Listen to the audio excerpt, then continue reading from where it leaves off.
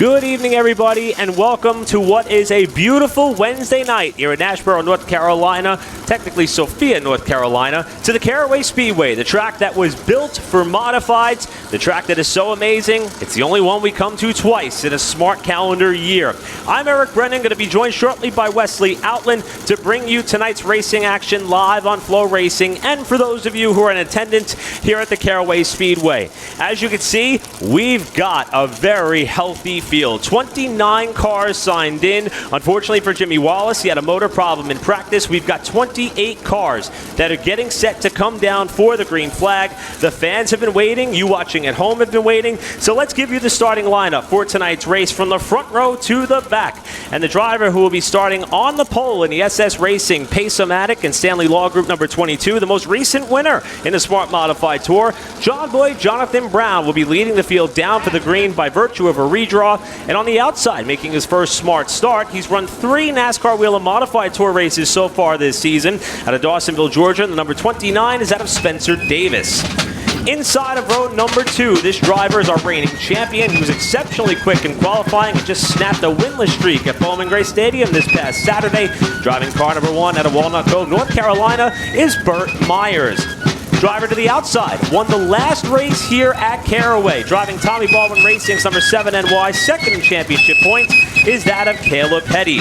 Row number 3 is where you'll find 2000 Cup Series champion and NASCAR Hall of Famer Bobby Labonte in the cookout entry, starting on the inside of row number 3. Outside, our Pace-O-Matic pole sitter tonight in car number 15, Brian Lofton in 6th.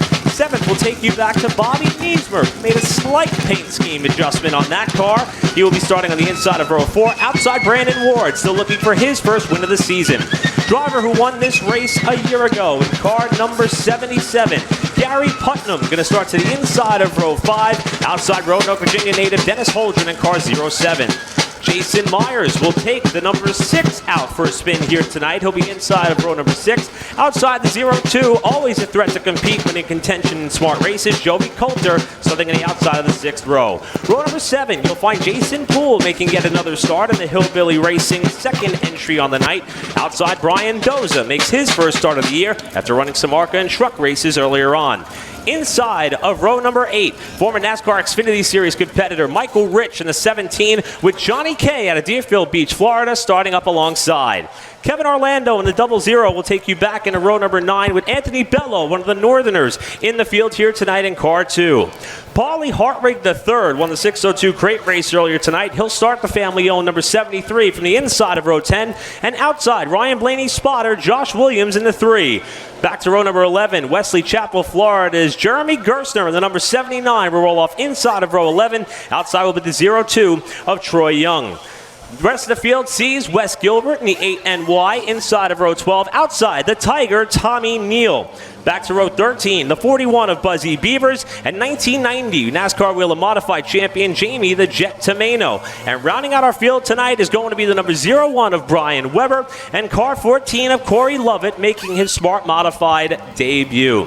While the pre-race ceremonies have been going on, we've been entertained by the Carolina Thunder Mugs.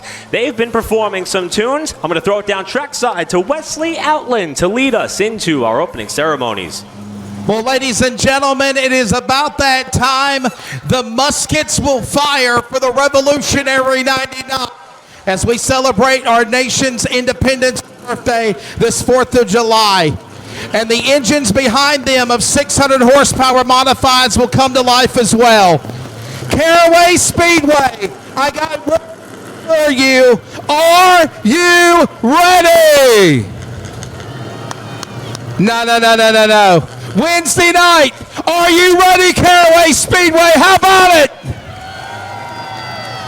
Ladies and gentlemen, to give the command for the 13th Rusty Hart Memorial, presented by Daggett and Schuler, attorney at law, and the Smart Modified Tour, powered by Pace-O-Matic, Revolutionary 99, from Peacock's Lost Speedways, Matthew Dillner. I got to say this. These are the men that live by the grace of God and 600 horsepower. Gentlemen, start your engines!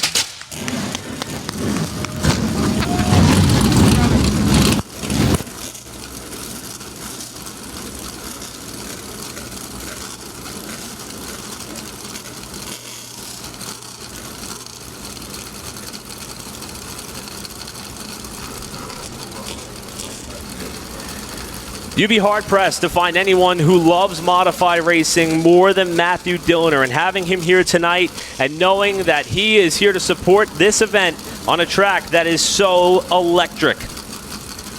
As Wesley Outland makes his way up towards the booth, want to remind everyone once again, I'm Eric Brennan, and Matthew Dillner is not the only racing celebrity we've got in the house. As a matter of fact, I'll introduce one more who just popped up here in the booth momentarily. Got to work a little bit of wiring around here, but I'll hand him the headset. And this is a voice who is a familiar one for those of you who know this racetrack and this sport oh so well.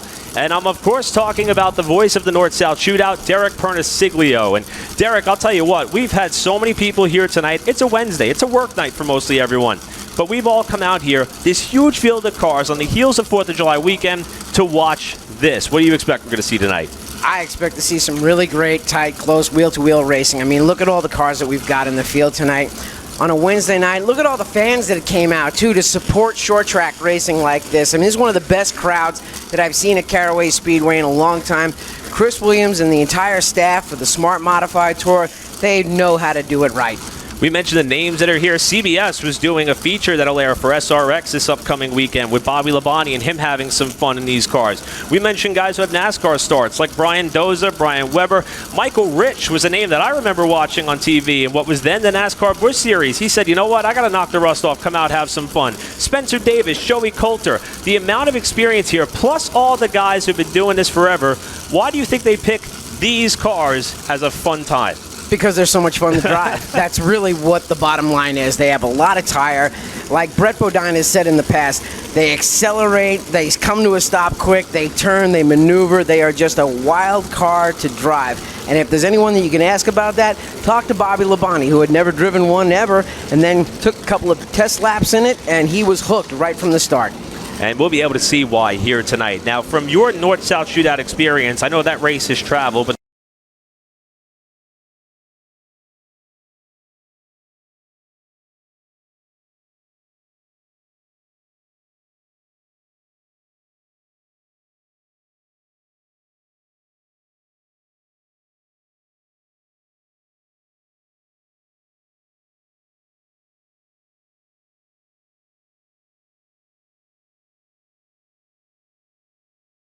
too badly. You want to run a little bit in reserve mode for the first half of the race, and then when they get to a certain point, the crew chiefs are going to come over the radio and say, okay, it's time to go. But protecting that right rear and those right side tires, that's paramount at this track.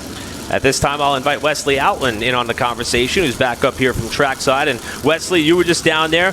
What is the energy like right now? You were the closest to these competitors as they fire the motors. So to be able to stand behind while they were playing the drums, I just got to say I'm proud to be an American. And those things right there make me feel so patriotic. And that's what it's about, with the drivers going around the track with the American flags and then being down there with Matthew Dillner and shooting off the muskets. It's unbelievable. It was phenomenal. Yes. For the Revolutionary 99, an event that we hope becomes a staple on the Smart Modified calendar. And literally half of our field is adorning the red, white, and blue right now in their parade and pace laps before we get set to get underway.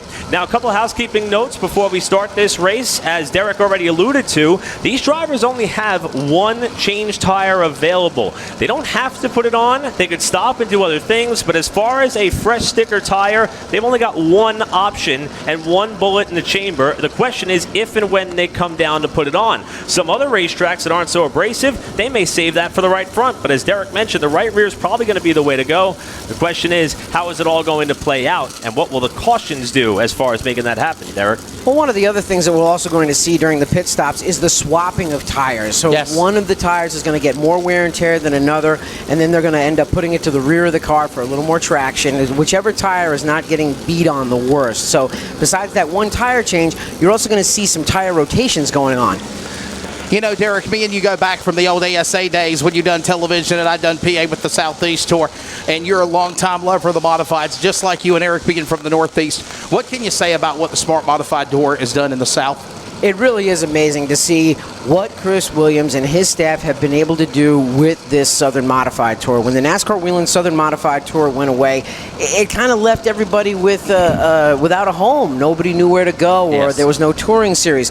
And Chris Williams, who is in enough of a business position that he's in, didn't have to do something like this. He didn't have to come in and start this modified tour. But he talked with a bunch of the drivers that had modifieds. They wanted to go racing. And to be able to see the modifieds that are here tonight, we've got, 28, 29 cars. We're rivaling the same car counts as the NASCAR Whelen Modified Tour. North, yes. And we're missing guys like Justin Bonsinger and Matt Hirschman, who we know have come down before to these races in the Southeast. And we'll see him again here. And by the way, Derek, again, shameless plug, you can hang with us here if you want to. We'd love to have you come and join us. Being Giddy, you're one of the greats of modified racing. I mean, we and you've done really great races together, Eric as well. And I know these are your passion.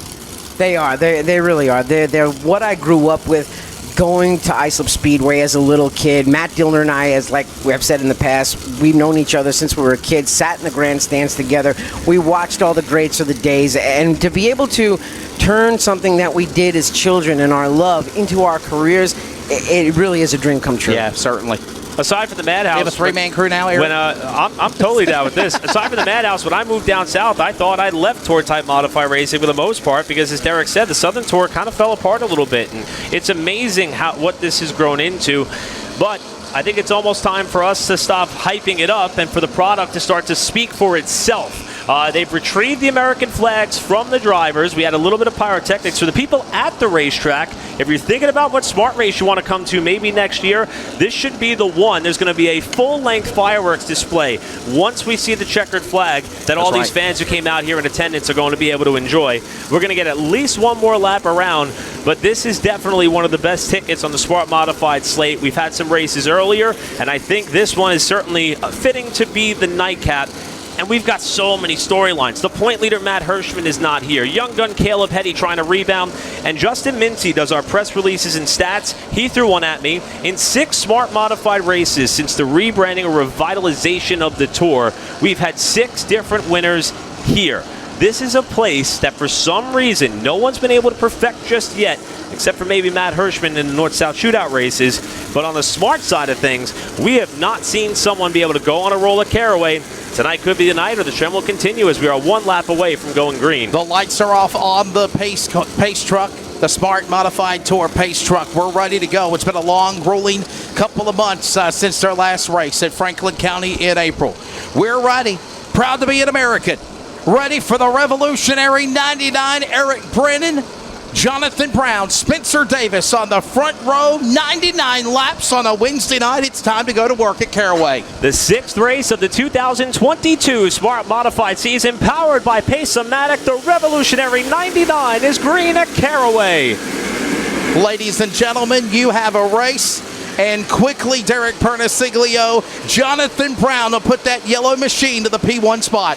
Brown is out in an early race lead, but Spencer Davis said right from the beginning he was hoping to try to take the lead and get on a breakaway from everyone else so he could run his own pace, but also control the pace of the race as well. What did I say, Eric? You got 600 horsepower times 28. That's almost 17,000, 18,000 horsepower roaring to speed when they come to the green out of 4. Brown just went way up the hill out of turn number 4. I thought the door was going to be open for Davis to make the move down to the inside. They're chased by Burt Myers, who's riding away. Snapped a nearly year-long winless streak at Bowman Gray Stadium this past Saturday night, and boy, does he look to be pretty poised and pumped at his chances tonight. He runs 3rd. Derek, could tonight be the night for Bobby Labonte? You know he was a 1987 champion here, but he's kind of struggled beside as the 3rd place finish last year in the March Madness race. Yeah, but he's not doing too bad right now, going side by side with Brian Lofton. He's got the inside line, but this is very early in the race, so a lot of these guys know not to push the issue right away. Yeah, Labonte's someone who's been earning some frequent flyer miles with his SRX duties, plus his television work, and of course, one of his favorite things, racing this Mike Andretti-owned modified as he tries to get into the 5th spot as the field rockets their way down the main straightaway. I watched Brian Weber go in a shower of sparks in the tail of the field. All the while, the leaders go back into the corner. That's Bobby Labonte picking down to the inside of the fast qualifier. Brian Lofton, whatever's happened here, Derek, in the invert, he's now mired in 6th position. The 15 was strong in qualifying. He was very strong in qualifying, but that also also means not to push the issue. You're 6th out there on the racetrack right now. There's still a long way of this race to go. Pit stops are also going to happen as well. So Brian Lofton is actually in a nice solid position in this race with only 7 laps being down. As you watch our ticker here, one thing to remind those of you who may be new to watching Smart Modified races, we do have a Jerry Hunt Supercenter stage break at lap 30. It pays cash, it pays the opportunity to pick up some points, and that is something these drivers are going to be vying for here when lap 30 comes to a close and we see that orange and white checkered flag, and then we'll re-rack the field and run to the finish as Brown continues to control the pace. Coming to take all the money if somebody can do it as well. We've seen it in some of these stage races this year, and I think it's awesome that Jerry Hunt Supercenter stepping up. And look at this tandem. We got one problem. Bobby Measmer Jr. off the pace, Eric, in turn number 3. That's not good for the 14. Oh, it was bad luck for young Brody last night out at Millbridge, and for Bobby Measmer, he's going to go to the pit lane under green. The leaders continue down the backstretch. We'll keep you posted on what happened to Measmer's car, but Derek, right now it looks as though that Spencer Davis may be conserving some tire or just falling back away from Jonathan Brown up towards the front of the field. A little bit of a gap has opened up between 1st and 2nd right now. Spencer's probably realizing not to push the issue too much. His spotter, Hot Pockets, Brian Kramer, as you know him, told him religiously over the radio, take it easy and don't beat up the rear tires early on. And what is the reason of Hot Pockets? Is he just like Hot Pockets, Derek? What is it? Apparently, years ago when he was working for the Blewitts, they used to keep lunch in the refrigerator. I knew it had something to do with food. And it was full of Hot Pockets. There you go. By the way, Eric, somebody's been blowing up my phone. Can you give this guy a shout out? He says you normally give him some love. Oh, we will. I'm saving that for a little bit later because okay. I know who he wants to talk about when we get there. Leaders down the back straightaway. Jonathan Brown still guys, out front trouble. of the pack. Oh, tight in turn number 1. Brian Doza and Michael Rich had a bit of a save. Ooh, 3 wide further back behind him as everybody tries to figure it out. Josh Williams was in the mix. And Derek, we talked about that gap between 1st and 2nd. It's not there anymore. That's right. Spencer Davis has started to reel him in and just slowly chipping away at that gap that he has, but he's opening up some distance between himself. We got trouble, guys. Trouble up in turn number 1 and 2. Car up against the wall. That's Michael Rich. We mentioned him just a moment ago. Almost in that tangle with those cars, Eric. And finally, the car has come around. He has got the front nose up against the outside retaining wall. We are under yellow flag for the first time on lap 13 in the Rusty Hartman Memorial Smart Modified Tour Revolutionary 99. Michael Rich is somebody who we heard rumblings was going to become a modified racing with us at some point this season. That is the PSR Products number 17. In fact, I think Kyle Sisko drove this car to a 4th place finish in the North-South Shootout last season. Rich, though, was rubbing Nerf bars, at least from our perspective, with Brian Doza. Not sure if maybe it cut down the left rear and sent him around or if he lost it on his own, but nevertheless, he's our first caution tonight, just 13 laps when in. I actually first got my announcer notes, and I know you're from New York, Derek, I was thinking of Rich Michael Jr. from Issaquah, New York. He runs dirt modifieds, pavement modifieds, and I thought that's who actually it was, but it's actually Michael Rich.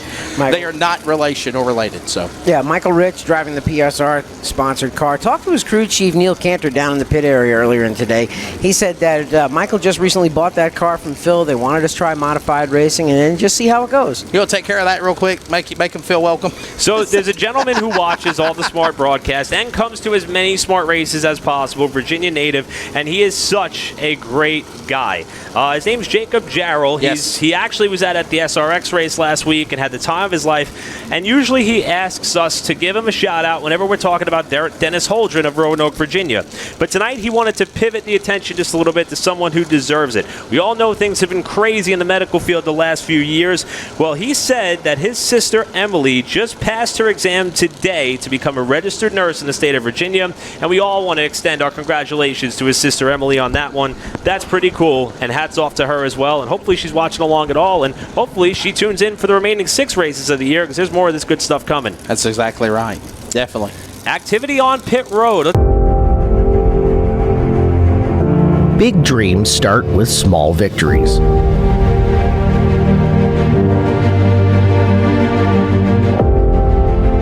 Have you thought about what you want to be yet when you grow up? What do you want to be? Race car driver.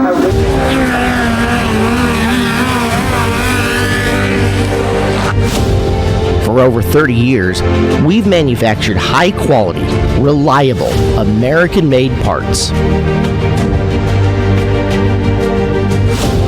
Whether you're cutting your first laps in a quarter midget or competing for thousands of dollars on the biggest stage, Joe's Racing Products will be with you every step of the way. We'll be there for you. Visit us online at joesracing.com.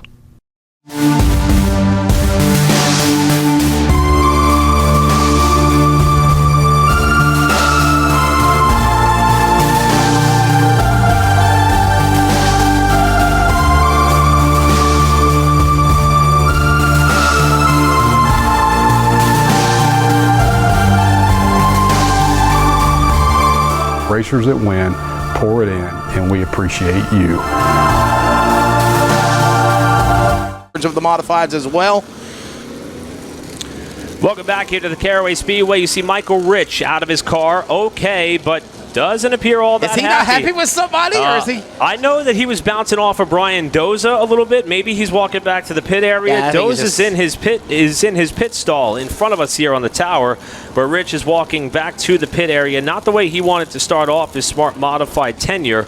And it's going to end just 13 laps in here in turns 1 and 2. We were kind of worried, Derek Pernissiglio. It looked like he was ready to launch aim and throw that helmet with Hans' device, but he's just kind of taking a stroll back to the pit area. He didn't look too happy at first, but walk it off and take a few deep breaths, and hopefully everything will calm down. Yeah. Jimmy Blewett's watching from home, and he wanted to put the bookend on the Hot Pocket story. He said that he actually hated Hot Pockets, so that's why his late brother John ended up naming him Hot Pockets, and it just stuck. So, an absolute character around the pit area is Brian Kramer. I knew it had something to do with Hot Pockets. I know that Brian told Jimmy or John one time, if I have to eat one more Hot Pocket, I'm going to go crazy. So I think they called him to lunch one day and said, hey, Hot Pockets, we're going to eat. Hey, you mentioned congratulations for Gerald. Congratulations are in order for you, Derek. You're engaged again. Yes. Going to walk down the aisle one more time. Yes. But they call the plank, right? I got recently engaged again to my longtime girlfriend, Marnie Layock, and she is wonderful. She's a fantastic woman, and I'm actually looking forward to the wedding that is coming. That's going to be fun. I got a good one. So Motorsport's most eligible bachelor officially off the market. He's off the market now, people. Yeah. Well, so we continue under caution here. We mentioned Bobby Meismer coming down the pit lane. That car is actually getting pushed what looks to be back over towards the hauler. So young son Brody was here tonight. He races at Millbridge, and they're pushing that car back away. So it appears as though that team, that the Hughes Motorsports entry, is done for the night. Same could be said for that of Michael Rich, whose car is going back to the pit area.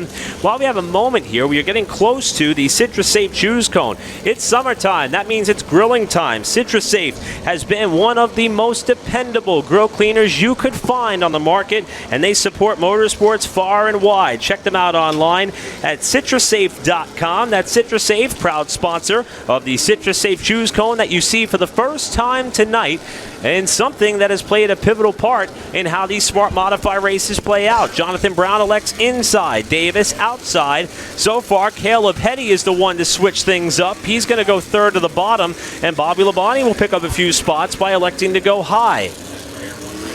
Bobby Labonte has so many laps at this racetrack, though. He has raced here during the day. He's raced here at night. He has got a lot of experience here. And just for him coming back to a place like this, it's like riding a bike again, because he has a predictable idea of where the track is going to go and what it's going to do. And I think I have a feeling that they haven't changed the pavement here since he last won the championship. You may be right, and he may love that. He's come so close to winning here so many times, but the stars just haven't aligned for him, so tonight very well could be the night. As our chief starter, J.B. Cole, gives the field the one-to-go signal. Keep in mind the Jerry Hunt Supercenter stage break is going to be coming at lap 30. Jonathan Brown and Spencer Davis, your front row. Then it's Burt Myers and Bobby Labonte, followed by Caleb Hetty and Pace-O-Matic pole winner Brian Lofton in row number 3. And just to jump in quick about that whole pavement, that was in no way meant to be in a negative tone, because that's what gives a track its character. That's right. Absolutely. The field will make their way to the Affordable RV Restart Zone, but you got a different sponsor for the Smart Tour, right? So the Autos by Nelson Pace Truck is going to make its way onto pit road and into the Pace-O-Matic Restart Zone. Branding is everywhere in motorsports. That's right. Jonathan Brown and Spencer Davis bring us down to green. Field goes back off into turn 1. Front row bangs tires. That's Brown and Davis battling for the lead. That's going to go side by side. Labonte will go to third to the outside as they go to 3. Labonte able to perfect that choose, going to his advantage to take third. Still side by side off the corner. Now Brown's going to take the spot. Here's the battle for second in turn 1. Spencer Davis trying to wiggle his way in there, and he's got to take a long way around. Oh, trouble up in turn number 1 and 2, guys. We got a car around again. I believe that might be the 8NY of West Gilbert, who has spun, and indeed it is. That car has gone around there. The Mahoning Valley Raceway regular has really enjoyed towing this car down south to compete in smart modified races. Came out to Southern National as well as a couple others, and is actually sharing that he's starting to share the passion with his young daughter, who is helping him finish up race prep efforts. I believe that she's watching from home along with the rest of the family. The good news is Gilbert does not have much significant damage, and the smart officials are already prepping that Citrus Safe Choose cone. This may be a quick yellow here. Yeah, I was going to say quick yellow. We're, 16 away to the Jerry Hunt Super Center stage break. Again, money on the line for that for the top 3, and still, it's been an interesting race. A couple of cautions in the opening, 14 laps, Derek? So it's still, we really can't narrow anybody else's chances of winning this thing yet. And, of course, they got to go down there and make that tire chance. If they decide to, you can change those tires. And you even said swapping tires. You're going to see tire swapping going on. Well, one of the things that this also does, too, is every time they run a caution lap around this place, it gives these drivers just a little bit more tire life for the end of the race. So we could see the excitement get built up even more, because when they run like this, they're not really leaning on the tires that much. They're not heating them up or putting them through their heat cycles. So what they're doing is they're keeping them just a little fresher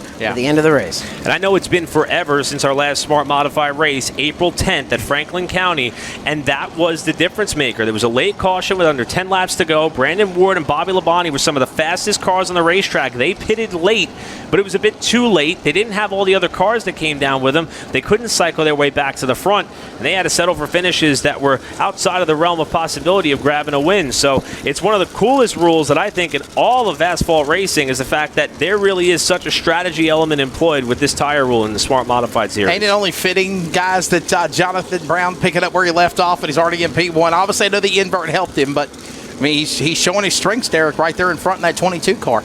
Jonathan Brown very strong in that 22 car. And one of the cool things, too, is that we've seen some big names drive that car in this series. We've seen Hermie Sadler in it, Ryan Newman. And that is one of the things that I like about what Chris Williams is doing with the Smart Modified Tour. He's bringing star power to this series in the form of those big name drivers like we talked about. And now we have a regular, like a Cup champion like Bobby Labonte in the field. And another driver that actually expressed his interest in modifieds was Mike Bliss, former Truck Series champion. Hey, guys, a Wednesday night.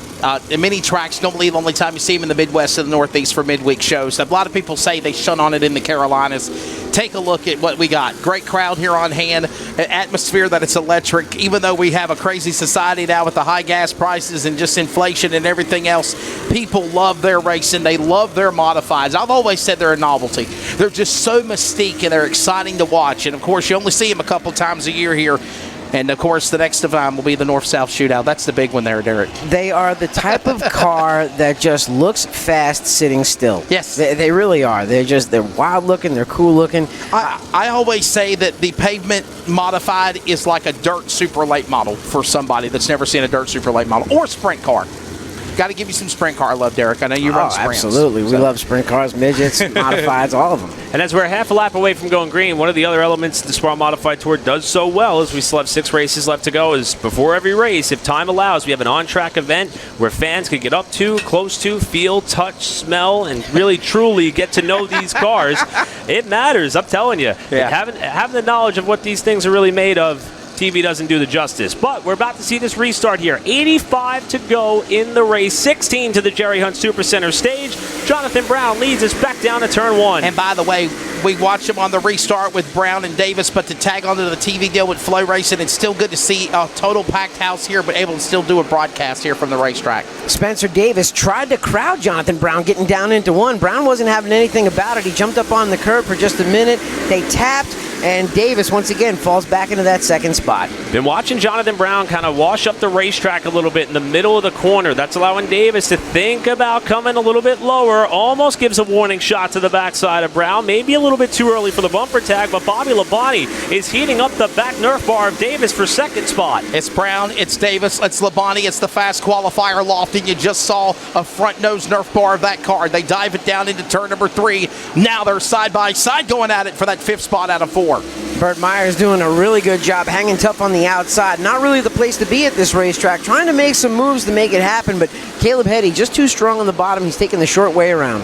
Front four in your frame. No changes amongst those front four runners as Brown holds the lead. Davis running in second spot. And then Bobby Labonte and Brian Lofton with Caleb Heddy trying to rebound from one of the only finishes he's ever had out of the top 10. He's running in fifth right now with Burt Myers in the sixth spot. Battle for the lead in 3. Spencer Davis to the bottom in that red 29 machine. He said he wanted the lead. He knew he had a fast car. He wanted to get a breakaway and get out early and just start pacing this race. And that's going to kick Brown up to the top side. He's going to fall to second and stabilize there as Bobby Labonte moves up to P2. Labonte sets up high, trying to get a good drive off as Davis backs up the corner. Davis leads at the line as we are now 10 laps away from the stage break.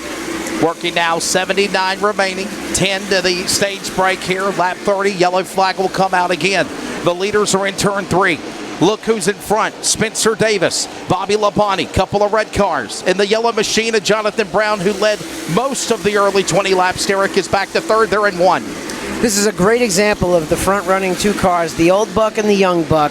The Spencer Davis, the youngster, Bobby Labonte, the grizzled veteran, years of experience, and right now we're watching that balance, that youth and exuberance versus the experience and treachery. And it's got to mean so much to all these drivers be partaking in this event. Don't forget, Labonte's going to be heading up north to Stafford Springs for SRX this coming Saturday. I bet he'll take a Smarty Trophy with him if he could take one home here tonight. He's one spot shy of putting himself in the prime position to do so, but right now he appears to be biding his time as we now have the front 7 cars nose to tail with Davis leading him down the backstretch. Caution. Got a caution on the racetrack. Is that Jason Myers? It is. Problems on the 6A of Jason Myers' car. Down the back straightaway, we're so used to seeing him in a number 4. Eric, he's in that 6A from Walnut Cove, North Carolina. And the yellow flag will come out, and whatever's going on, I think he's lost power to the engine. He's literally coasting to the pit lane. Was talking to Jason this past Saturday at Bowman Gray Stadium, and he said that they didn't quite have his 4-car ready, at least his touring 4-car. He still ran his stadium car this past Saturday night, so they gave Greg Butcher the night off, and they put Jason behind the wheel. The car was up in the top 10 in practice, and he was also trying to protect his position in championship points at this time, but it looks as though his race may be over here. We're 6 laps shy of the stage break. Hey, race fans, don't forget the Firecracker 200 will be this Saturday here at Caraway Speedway. Of course, we'd love to have you here in person. Going to have a big enduro race. We mentioned the big enduro bounty.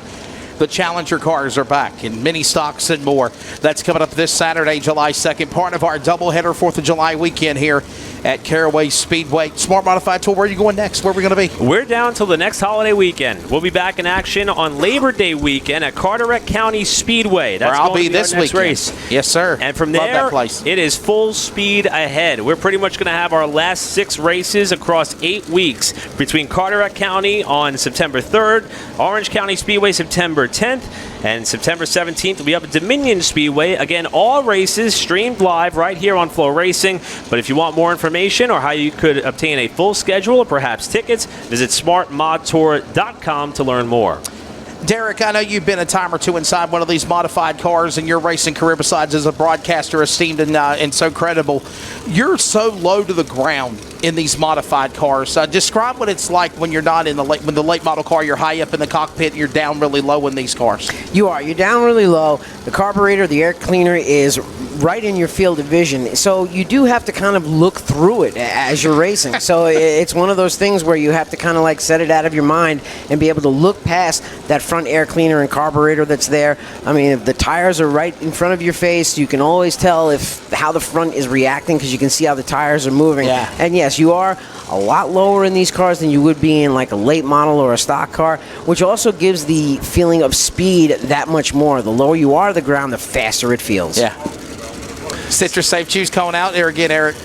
Citrus Safe Choose going on the racetrack here. One more note, we were talking about Jimmy Blewett earlier tonight. I forgot to mention, it's his young son James's birthday tonight. 14 years old for James Blewett. Happy birthday to them.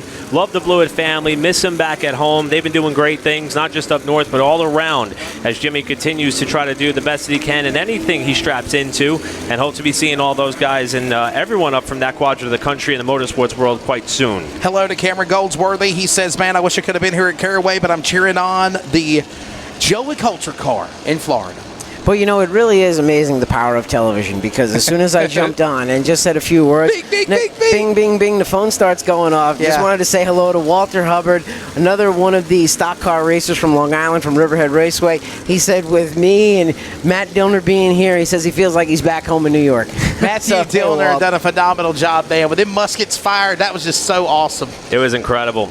We're about to get back to racing. Spencer Davis, first restart. He's going to be leading us back to green. Outside, Jonathan Brown, since losing the lead, elected to choose the top side to go from third to second, at least with the upcoming restart. It'll be Bobby Labonte and Caleb Petty in row 2. The AutosByNelson.com pace truck makes its way onto pit road. Into the Pace-O-Matic restart zone they come. 7 laps to go to the stage break. Yeah, you said that. We're not even done in stage 1 just yet. We've already had 3 caution flags. Whoa! Oh, my goodness, Jonathan Brown. In the air. Cars spin behind him. That's Coulter that's gone around. Brown got kicked up to the outside wall after Spencer Davis washed up wide. My goodness. Jamie Tomeno was involved back there. I also see Paulie Hartwig, the third in that wreck.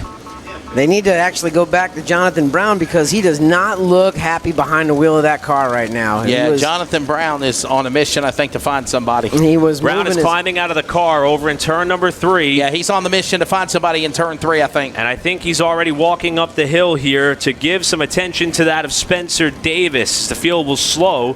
The track crew already on the scene. Remember, Brown was the last winner of the Smart Modified Tour at Franklin County Speedway. And from what I saw coming out of 2, Davis was just running up the racetrack, trying to defend the lead, caught the left front tire, and I think we're about to see how unhappy Jonathan Brown really is. And I think, honestly, Derek, he was just trying to slow him down and maybe, just get his attention, per se. It didn't look like he was trying to throw anything or throw a punch or whatnot. I think he was just trying to say, hey, man, what were you doing? Why would you do that to me? So... anytime the roof numbers are pointed towards the grandstand, you know that you've had yourself a bad night, and that's not what Brown was expecting. Here's the replay. Let's take a look at the Flow Racing replay. This is coming out of 2. He jumped the curb getting into 1, and that bounced him up the track. Yeah. And that actually brought him up just about a half a groove higher into Jonathan Brown as he was coming off the corner. So that actually happened going into 1. Yeah. You can see the whole rear end of that car just shifted. Kind of started left. right here between 1 and 2. Yeah. See, he bounced up off the curb and then got up into Jonathan Brown, and he got back to the throttle, and when they did, that's when they made contact. Yeah, that right rear bounced off the left front tire there of Brown, and when he done that put him in the concrete. Yeah. And then everybody else is just on the binders to avoid. I'm not sure how that wasn't a 10-car pileup on the back straightaway. I don't know how everybody was able to get through there cleanly. Well, what you have to remember, too, the difference between watching it from the outside on TV and being behind the wheel is that may have looked like just a slight little bump, but behind the wheel, that feels like a huge hit. The wheel's getting jarred out of your hands. You're trying to get control of the car because it's skating around and like porpoising up the track. So it's what it looks like on camera as something that's not a big deal. It is amplified tenfold if you are the driver. I agree, Derek and Eric. If we could get Jonathan Brown to see the replay of what happened here, I think he'd have a little bit of a different thought of opinion on Spencer Davis, because honestly, it was just a matter of in the cockpit, as you said, Derek, he thinks he got plowed into and hit intentionally, but it was a racing incident, and honestly, he didn't mean to hit him like that. Well, also, Spencer Davis knows Jonathan Brown races at Bowman Gray Stadium. So when he saw him walking up to the car, he was probably hoping we weren't going to have a BGS moment on the back straightaway. A madhouse moment on a Wednesday night at Caraway. Well, this is certainly going to shake up the points. Jonathan Brown came into the night 3rd in the championship standings. And again, this is the halfway point of the season. And he's still continuing to glare over at Davis as he drives by. But that was a pretty hard hit. We'll take one more look at it. As you guys mentioned, he catches the curb here coming through 1 and 2, but kind of keeps his foot in it coming off the exit. He's so much higher than Bobby Labonte behind him on the inside line. I don't think Brown expected him to come up that high. And also, Spencer trying to take the lead, probably also rushing to get back to the throttle. When that happens, the car starts to slide and does a 4-wheel drift. See, right there, he's also drifting up the track. Now he's trying to get back into the throttle, and there's that wiggle. And it doesn't look like a lot, but in your hands, that you feel it big time. And you got to remember, these cars are lighter and faster than a late model and a fender car. The open wheels are exposed, and as soon as you get contact like that, you're going to have calamity immediately. Well, also the rack and pinion steering makes it real easy to get that wheel knocked out of your hands. And you could just see how far shifted over to the left the rear end of that car is. That's putting aside the damage we can't see on the right front after that car hit the wall so hard. But again, the good news is Jonathan Brown out of the car and okay. Appears to be the only car that was not able to drive away from the scene. The other cars that we saw stopped or spun, Joey Coulter, Jamie Tomeno, Paulie Hartwig III, they were able to continue on. But this is not the way that SS Racing was hoping their night was going to unfold, and it will not be another opportunity for Brown to go back-to-back. Is there a full moon over Caraway we don't know about? I don't know, but I tell you what, all of the other drivers were really heads up to be able to avoid it, because that could have been a heck of a lot worse, because that happened up front, and we've seen many instances in the past where the rest of the field will just pile in. So a good job by everyone else to try to avoid the incidents. Looks as though they're going to red flag them, guys. They're going to stop them in turn number 1 and 2 to save fuel, obviously, and take care of a lot more equipment. It looks like there might have been some fluid put down over there from the accident on the back straightaway. So not only in addition to clean it up and put it on the hook, Jonathan Brown, they're going to also look at probably putting some stay dry on the back stretch. And they might be checking out the wall, too. I just thought about that, Derek. There might be a chance that they're looking at the wall to see if it's badly damaged over there. Well, the track crew is over there inspecting the area right now, so maybe you will get an update on what's going on over there. But right now we are under caution, and actually under red, and yeah, we're just going to slow everybody down right here.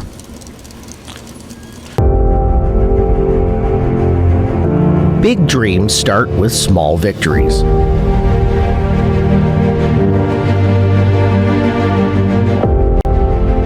Have you thought about what you want to be yet when you grow up?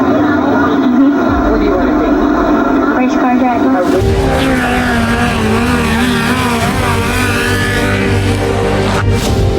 For over 30 years, we've manufactured high-quality, reliable, American-made parts. Whether you're cutting your first laps in a quarter midget or competing for thousands of dollars on the biggest stage, Joe's Racing Products will be with you every step of the way. We'll be there for you. Visit us online at joesracing.com. Hi, I'm Tom Buzzy. I'm Alan Buzzy. And the story continues with us. Racing has been part of our family as long as I can remember. It started in Dad's garage, and finally it grew and grew to busy enough where Dad called me, and that's where I joined the business. Some of our customers, they've been customers of ours, some of them since I was in high school. One of the coolest things you hear is someone calls and they say, so-and-so told me to take it to Buzzy. Word of a racer, it means a lot.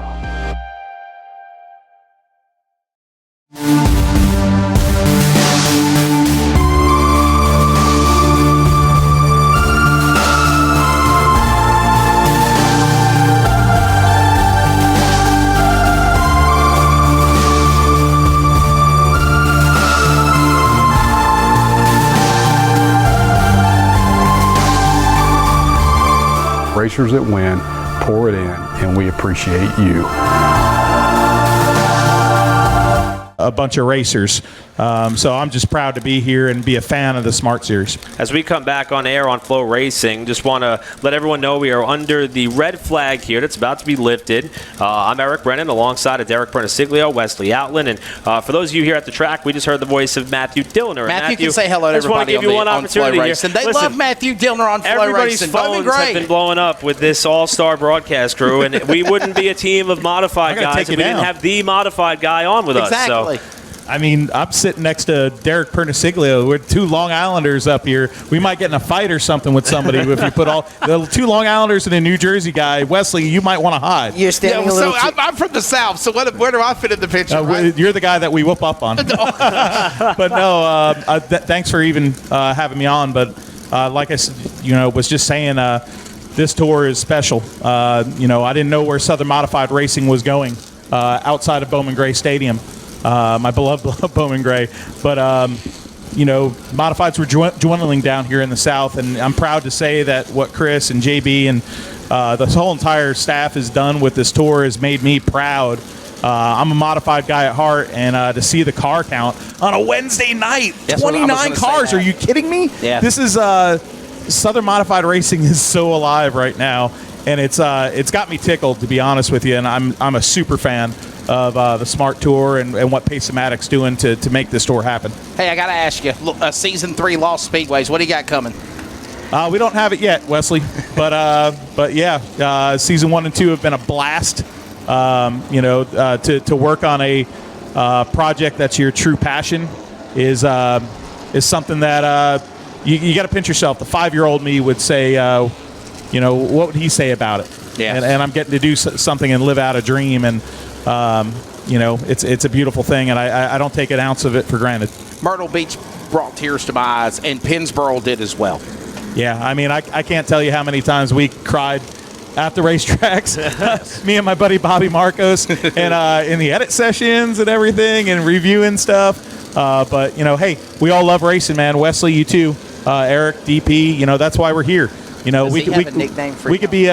could be sitting at home right now, or I don't know, doing whatever. But we're here on a Wednesday night at a local short track. They're packed around this place, camping around turn 3 and turn 4, tailgating. The 1 and 2 grandstands is jammed.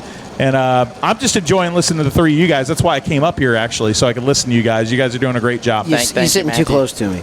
No, I was going to say, do you have a nickname for them, Matthew, like you have for me? You called me Spaghetti Man. Yeah, you were Spaghetti Man. DP, I'm just going to call DP DP. Oh, he's called me many things. I've called him many things over the years, but we'll keep those private. Right. DP actually lived with me for a while. Really? Yeah.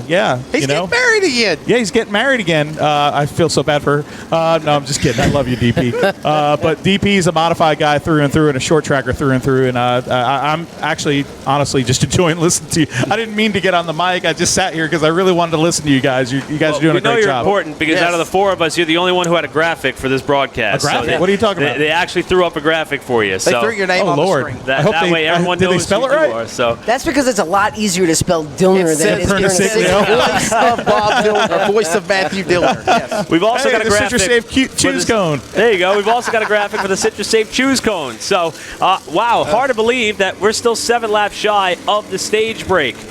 Spencer Davis, after the contact while running up towards the front of the pack for the race lead. Now we got a newcomer up there to the outside, and it's the driver who won here earlier in the year, young gun Caleb Petty. We were talking about New York Flair. That's the Tommy Baldwin Racing number 7 NY, and that kid has been so impressive behind the wheel of this car. What could he do to the outside of Davis, and is he prepared for the battle that's about to ensue for that Jerry Hunter Supercenter stage break? And mind you, 7 laps to go in stage number 1, as Eric and Derek reiterated on, is right now we get the one to go from J.B. Cole on the flag stand. Spencer Davis, the leader. Bobby Labonte now the second. Jonathan Brown third. Brian Lofton fourth. Caleb Hetty in fifth. Burt Myers, Gary Putnam, Jason Myers, Joey Coulter, and Brandon Ward, the top 10. I got to laugh and chime in real quick. Freddie Kraft, who's on Door Bumper Clear, he says, how many microphones do you guys have up there? Freddie, if you were here, we'd find a 5th one. We got 2 more. They just keep going in and out. All right. Spencer Davis, Caleb Petty, Bobby Labonte, Brian Lofton, your front 4. The AutosByNelson.com pace truck heads on to the pit lane. We are 7 laps shy of the stage break. How's this restart going to play out? 76 to go into turn number 1, Derek, and it's the battle of the red cars on the inside. Caleb Hetty will power to the lead out of turn 2. Spencer Davis got down into that curb in turn 1 again and got the car all juked up, and that's what allowed Caleb Hetty to roll the top. Hetty was able to make the outside lane work. Davis washes wide again, almost got into Brian Lofton that time coming out of turn 4. Lofton's going to fall back in line in 3rd position while Gary Putnam won this race a year ago. He's starting to make some noise. He's cracked the top 5. Car off the pace of the back straightaway. Wes Gilbert's car. They're going to keep an eye on that as the field working out of turn 4. Back into turn number 1. Coming to the end of this still. 5 to go in stage number 1. Hetty is pulled away by half a car length on Labonte. Lofton fast qualifier. That's the top 3 into 3. I tell you, that 7NY team has just been on it this year, no matter what series they run. They won with Doug Kobe. They won with Mike Christopher Jr., and Caleb Hetty has won a couple of times with that team. So this year, Tommy Baldwin really been able to put everything together to be able to sit in victory lane. Now, let's not forget, it started with Jimmy Blewett winning the championship at the World Series of Asphalt for the Modifieds to begin this season. It started and it just kept rolling, and it's rolling right now for Hetty, who is trying to leave here with the championship points lead, and he's starting to open up that gap over Davis. Weber, Weber tags another car in 2, and that's Jason Myers again. Other cars check it up on the binders. Paulie Hartwig Jr. And caution is out again. We can't even get to the end of stage 1, Eric Brennan. We were 2 laps shy of that Jerry Hunt Supercenter stage break. Saw Weber's car go sideways, and a bad night for Jason Myers in the team car. He elected to take this one out as opposed to his traditional tour type number 4. And looks as though this issue may be terminal. There's some pretty significant damage there to the right front. Hard to see exactly how bad it is from our perspective, but that will slow the field yet again, and we are still 2 laps shy of that stage break. Seeing the attitude of that right front tire, it definitely looks like they broke a right front suspension. Yeah. And it's a shame, too, for Jason Myers. He was just a victim of circumstances in that as Brian Weber was spinning, he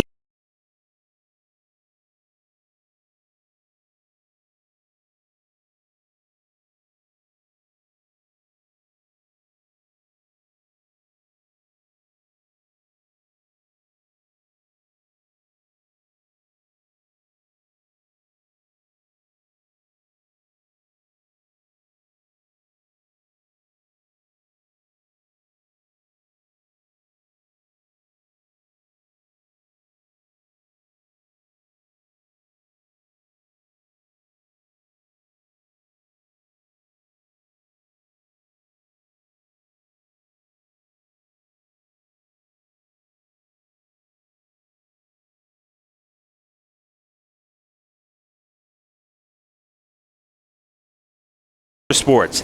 To learn more about their history, business, charitable works, and products, check out their social media outlets or visit their website at Pace-O-Matic.com. That's Pace-O-Matic, proud supporter of grassroots initiatives and proud sponsor of the Smart Modified Tour. Somebody, Brian Schwartz, messaging saying, man, Eric, Derek Wesley, phenomenal broadcast on Flow for Modifieds. Oh. And he said, Open Wheel Wednesday tonight. Seekonk Speedway earlier in Caraway tonight. My nephew finished 3rd in the midget race up there. Beat this guy by the name of Kenny Schrader, too, from what I heard. So I've heard of him before, real time big, or two. Real big moment for our family tonight. Yeah, Mikey comes home 3rd, and he was able to outdrive a Cup competitor. So that was pretty cool. Seekonk Speedway has some heritage in my family as well, believe it or not. My mom's father, my grandfather, God rest his soul, he used to race at Seekonk Speedway where they had the jalopies and the coupes back in the day. Well, speaking of the modifieds being at Seekonk tonight, phone went off again.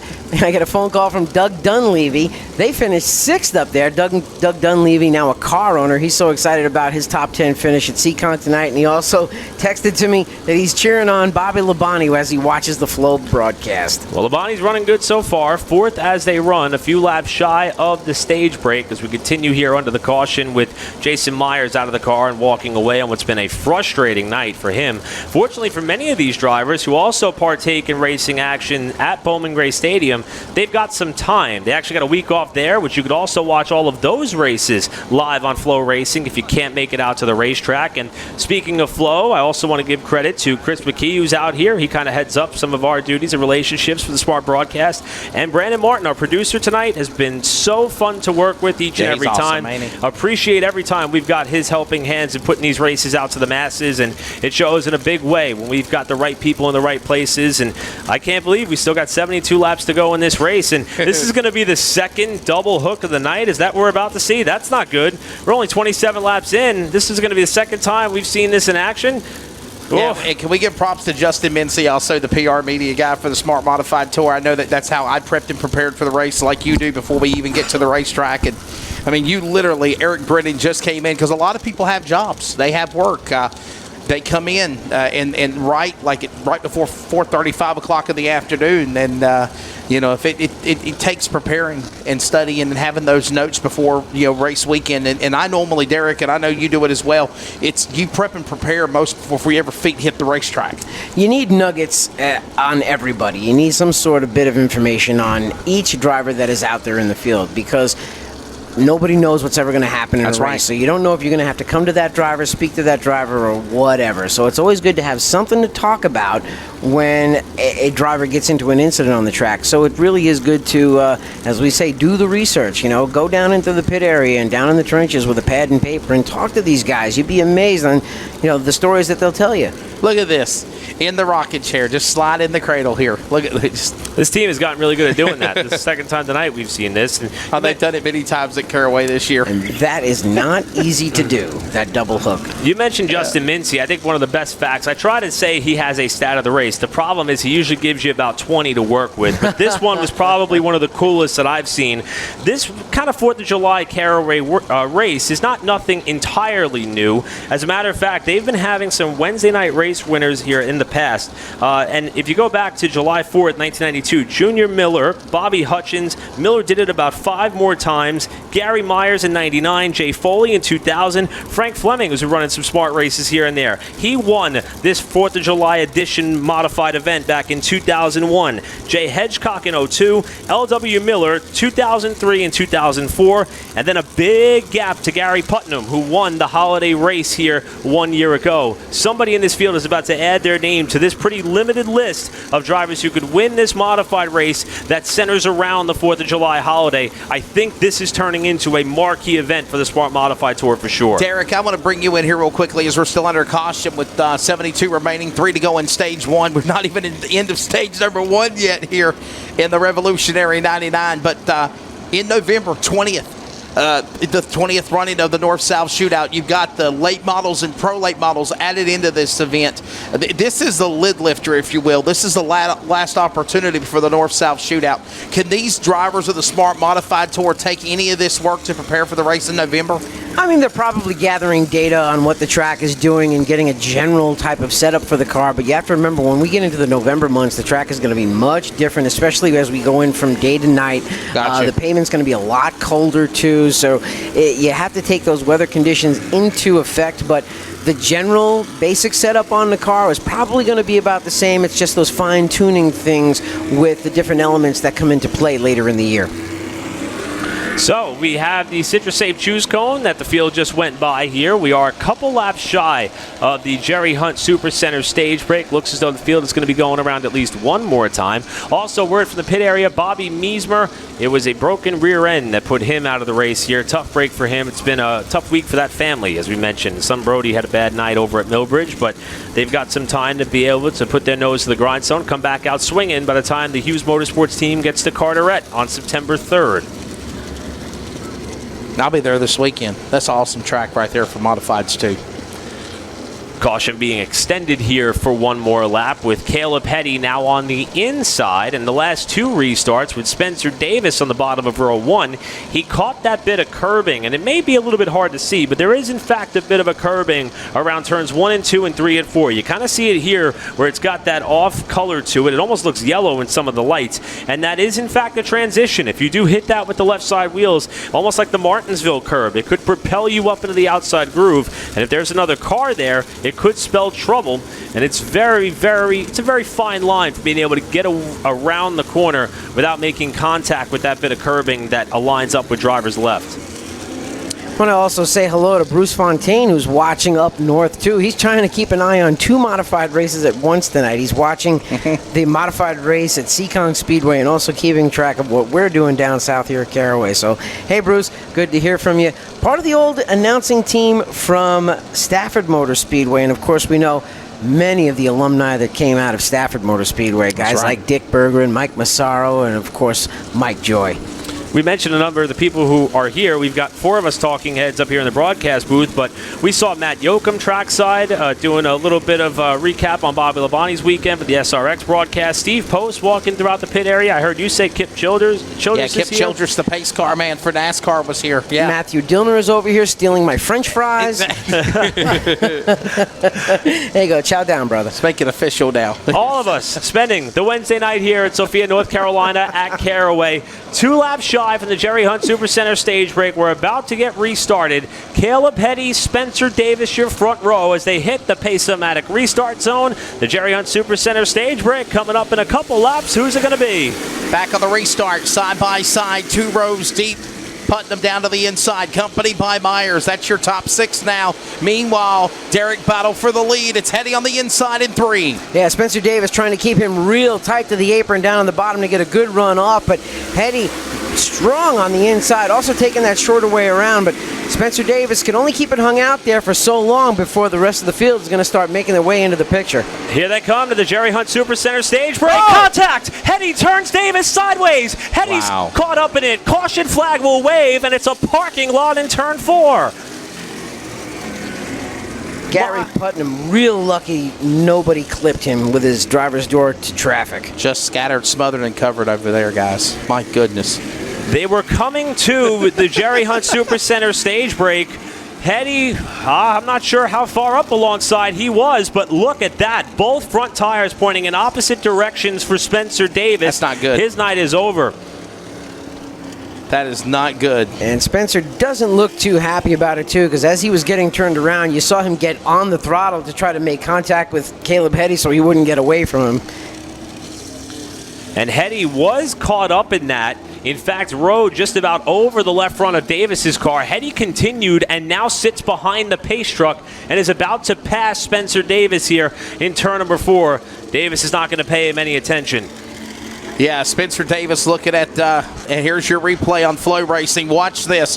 The black 7 is Caleb Hetty on the outside, the 29 of Spencer Davis. Side by side, Eric, as they were going for the lead in turn 3. And this is for the stage win. You see Davis had an edge. I don't know how to call that one. I mean, that's pretty close. I could not quite tell, or maybe I'm just not quite brave enough to lay blame on one person there on that one, but... Derek, you're a racer. Was that a racing incident right there, brother? It was, yeah, because when you're racing here at this place, you're on the outside, you have to try to keep it as tight to the inside as possible because right there, there's Caleb Hetty going up the track a little bit. I mean, look, maybe Davis came down, maybe, and Hetty just, they made contact fighting for that spot. Wow, what a job Brandon Ward did. You mentioned Putnam not getting nailed in the driver's door. That's where Brandon Ward was heading, and he did what he had to do to snap that car sideways to the right. We'll catch it again here. This is coming to turn 3. Slow motion. And it does look like Hetty right watches there? up the hill just a little bit there. And watch here. Putnam gets turned. Brandon Ward got jacked up and then spins it the opposite way to avoid Putnam after he got hit from behind by Jason Poole. Buzzy Beavers went around in the aftermath. That's more angle. You got to love instant replays because you see more than what just happened when you go back and check it out again. Like Ward. Again, when you're on the outside like that, you have to keep it as tight as possible because there's the contact again. See, and it looks like now, Derek, showing it again, it looked like Hetty had kind of drifted. Kind of what happened over there at the start of the race in 1. Hetty's car kind of drifted up there in the middle of the apex of the corner and then just made contact there with Davis. Well, you also have to remember, too, you're racing for the lead, so you may have overcooked the corner a little bit. You skate up the track, maybe a half a groove or something, and that's how contact is made. These guys are on the edge every single lap. And by the way, Eric, they're saying 2 laps left to go in stage 1. This is the stage that will not end. You see Davis there motioning to someone who was on the outside of turn number 4 about the condition of that race car. I stand corrected. I said Buzzy Beavers spun there in turn 4. That was actually Kevin Orlando who went for the loop down there, both of them in white cars with orange numerals. So Orlando, though, was able to continue on. It happens.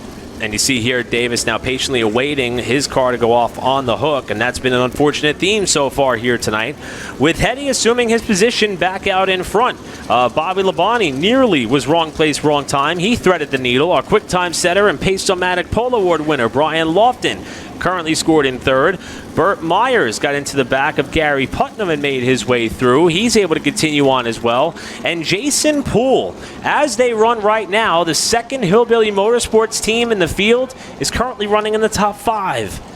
He had a feeling, Eric, when he was on our radio show video program here live from Caraway Today Finish Line. He told me this afternoon he had a feeling that tonight could be a good night. He felt like they had saved their equipment. They've been working on their equipment. He's got such a great relationship with the Hillbilly Racing team and Jeremy Gersner, and everything's just kind of coming to fruition right now in a solid run in the top 10. And you got to remember, Eric, when he was here back in March, he wasn't even really trying to do anything when he made that debut with Jason Poole in the Hillbilly Racing 2nd car, and he finished in a top 10 finish. Yeah, but I believe he came up one spot short of a top 10, but nevertheless, the fact he was in the ballpark is amazing for that driver. And you mentioned his teammate Jeremy Gerstner, and we'd be remiss if we did not bring up Jeremy's son JT. Had an operation earlier on in the week.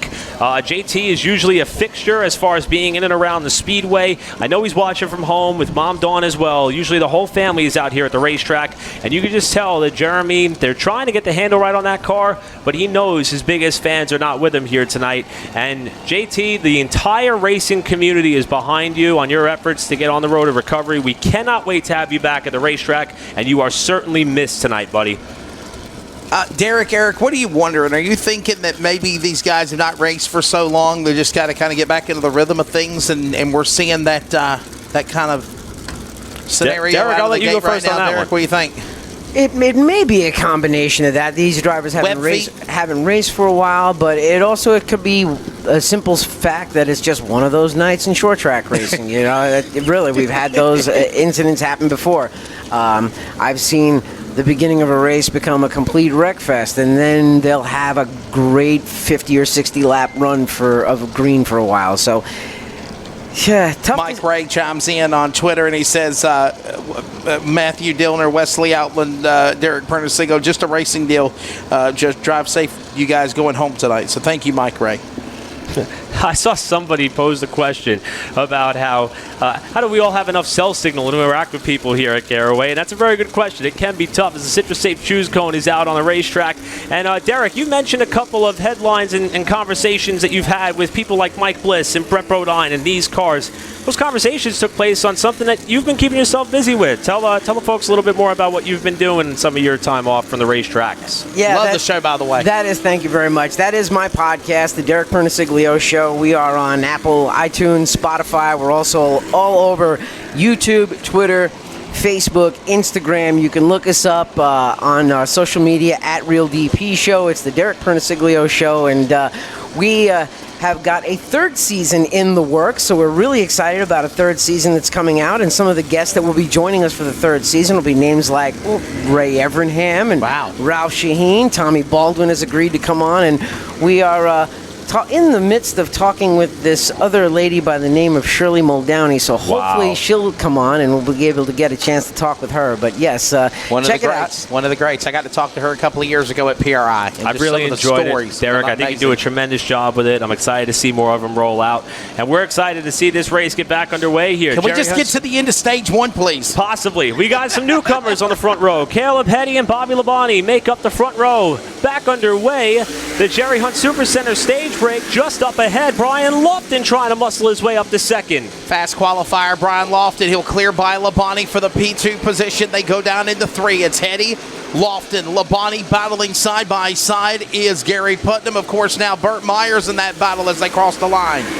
1 lap to go in the Jerry Hunt Supercenter stage break, and right now you've got one of your Smart 3 from 2020 sandwiched between a Cup champion and the impressive young gun Brian Lofton riding in second. Hetty comes off the final corner. It's going to be Caleb Hetty winning the Jerry Hunt Supercenter stage break at Caraway. Did y'all see that? Jason Poole and Burt Myers battling side by side. How excited, Derek, do you think Jason Poole was right there battling the ace? He's probably really excited, and also probably one of those situations of, what am I doing here right now? And he's doing a really great job out there. The other guy that's doing a really good job tonight, Johnny K in that number 48 machine. He's been in the top 10 ever since the drop of the green, and over the last couple of years, he's been one of those guys that's been like an also-ran. He supports the modifieds, but hasn't had those stellar runs. But tonight, boy, he's really turning some heads. So you call him Johnny K. Eric, you call him Johnny K too. How do you say his last name? It's Johnny Kievman, but he'll be the first one to tell you he wants to be known as Johnny K. He wants to put all those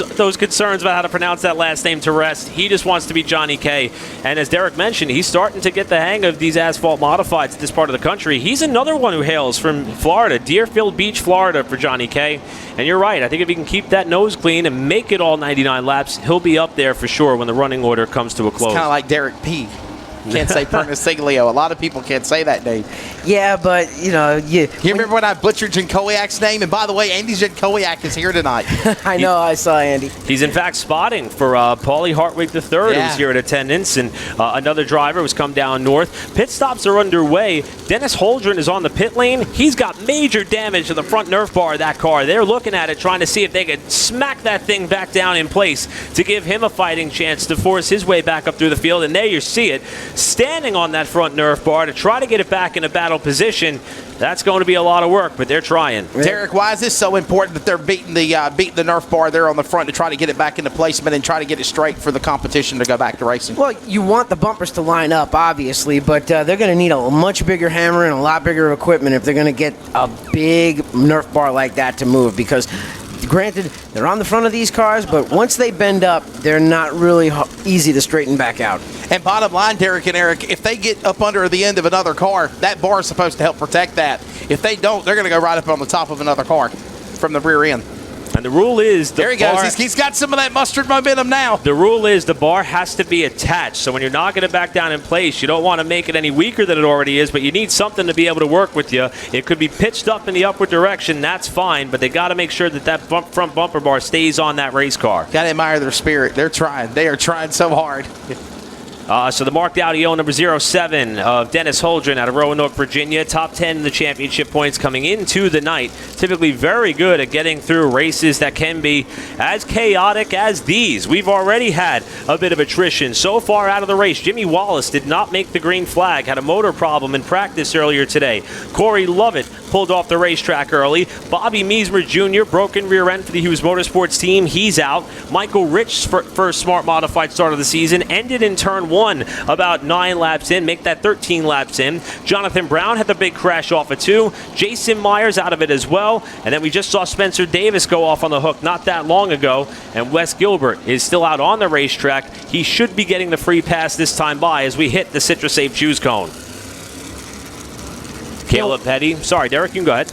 I'm going to go out on a limb right now and make a prediction. I really think that we're going to see Brian Lofton in victory lane tonight. He's one of those guys that jumps up there and surprises you. He's always fast every time he runs. They found something really good with this Shady Grady team. He won the 100 lapper at Bowman Gray a couple of years back. The Hayes 200 he's also won in the past. So he's one of those guys that has always been a constant and a solid competitor in this series. He was the fast qualifier. He's had a fast car all night, and I think he's the guy that we're going to be seeing in victory lane. His son Carson came up 1 spot short of the 602 crate win here earlier tonight. Spoke to him earlier to congratulate him on his Pace-O-Matic Pole Award, and I'm with you. He just seemed to be just as confident, just as determined, just as poised. Went a year without winning a race after being so well in the short revival of the series in 2020. Maybe tonight is Brian Lofton's night to get back in the victory lane. Getting ready for the restart. And Eric, I think of last year as we get ready to go for the remaining parts of this Revolutionary 99, 69 remaining. But Caleb Hetty, we saw something at Florence. We know what he does in Legends and Bandoleros as they come back to green, but we saw something at Florence when he finished on that podium last year, and ever since then, he's showing how popular he is, that young man out of Kentucky. He used the outside to take the lead last time through. Brian Lofton's trying to do the same as Paulie Hartwig III nearly knocked the wall down at 2. He keeps going side by side for the lead down the front stretch. Caleb Hetty in some serious company right now. He's got a former Southern Modified Tour driver to his outside, a former Southern Modified Tour champion to his rear, and then he's got a Cup champion behind him. So he had a lot of cautions the first 30 laps. Hopefully we can settle in for a long green flag run here. Side by side for the lead for a moment. And of course, Hetty and Lofton to 1. And of course, I'd be remiss saying that Brian Lofton, also the 2008 NASCAR Whelen Southern Modified Tour champion. A lot of accolades, a lot of success, a lot of champions on this racetrack right now. And one of them starting to enter the picture here, our reigning champion, Burt Myers. We talked about how he snapped a winless streak at Bowman Gray Stadium this past Saturday. That spanned almost a year. Well, it's been more than a year since he's won a smart modified race, despite winning the championship 1 year ago. He'd be the first to tell you that once the floodgates open, he's sure he's going to keep racking up the Smarty trophies, but he's got to get the first one under his belt, and he too has got some damage to that front nerf bar. Guys, I tell you, a car that's coming back to the front in a hurry. That's the number 2 of Joey Coulter, Derek Perniciglio, fast coming back to the front. Also, Jeremy Gerstner had some problems at the start. He's starting to climb into the top 10, and what a run for Jason Poole right now. Great run right now for Jason Poole. He's in the top 5. He's got all of these top competitors in his sights. He's not losing ground to them at all. Got our eyes now on Joey Coulter trying to move his way further forward. He runs in the 5th spot. Top 5 all in your picture. 6th place, another Northern driver, Anthony Bello, making his 2nd smart start, running in the 6th position. The driver's been very successful at some of the tracks we've mentioned up in Connecticut, like Thompson and back in the day in Stafford Springs. He's doing a great job currently holding down the 4th and 6th. Right Brandon behind. Moore just got around Poole there, Derek. I was going to say, here comes Brandon Ward back up through the field. There were some cars that stopped and made some adjustments and changes. I believe Gary Putnam may have put on a new tire. We'll try to verify that if and when we can. But the race for the lead is starting to tighten up once more as Caleb Petty has not been able to break free of Brian Lofton, with Burt Myers closing in 3rd. Now watch Burt Myers as he gets down into 3. He's making a little bit of a wider arc as he gets into his entry. He's just a little bit up higher, and that's what has been enabling him to get that good run through the middle of the corner. He tried to go down low that time by, but each time he does that little bit of a higher entry, he's able to try to run across the middle of the corner, and that's what gives him that run down the back straightaway. And while that goes on, the top 5 starting to break away from each other from the rest of the pack on back behind Anthony Bello. And there they are off of turn 4, the thundering herd of Open Wheel Fury down the front straightaway. And Caleb Hetty, the young man, trying to hold off Lofton and Myers, the top 3. Labonte on the outside looking in 4th, and also Joey Coulter back to 5th in turn 3, Eric. We're about to enter that part of the race where if you were not saving your stuff early, this is where it can come back to bite you. You may have that right rear tire sitting on the bench waiting for you, but if you don't get that caution, the chance may not come for you to hit that reset button, and you may start having an ill-handling race car. Leaders flash by Wes Gilbert, who goes yet another lap down here on what's been a tough night for him, trying to make it all the way to the finish, with Hetty leading back to the line. Derek, is this the point in the race to add more on to what Eric just said, where you literally just need to ride, you just need to run laps now? We've had our calamity problems the first 30 laps of stage 1. Now you just got to settle in and try to be there at the end to finish the race. Right, they're in the middle portion of this race right now. They're not ready to turn the wick up just yet, and especially at a track like this where it is so difficult to get that forward bite off the corners, it's real easy to get the tire spin.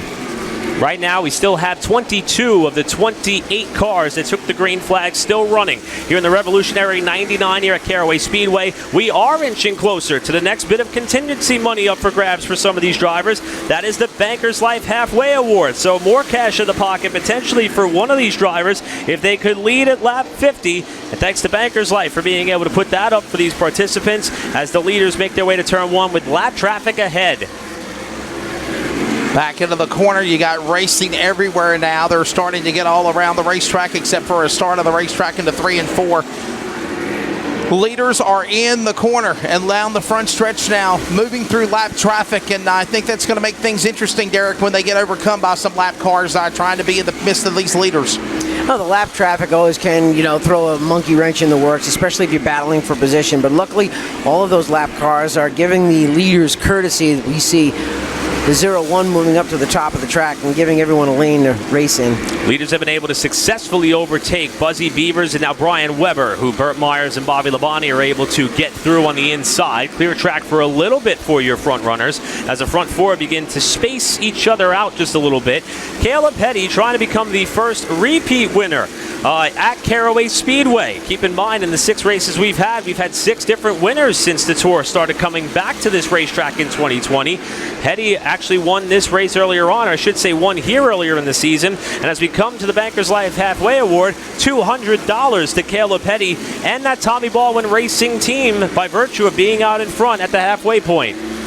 Yeah, halfway through this event, and right now it's Caleb Hetty, Brian Lofton, Burt Myers, Bobby Labonte, Joey Coulter, your top 5, Anthony Bello, Brandon Moore, Jason Poole. What a run for Jason.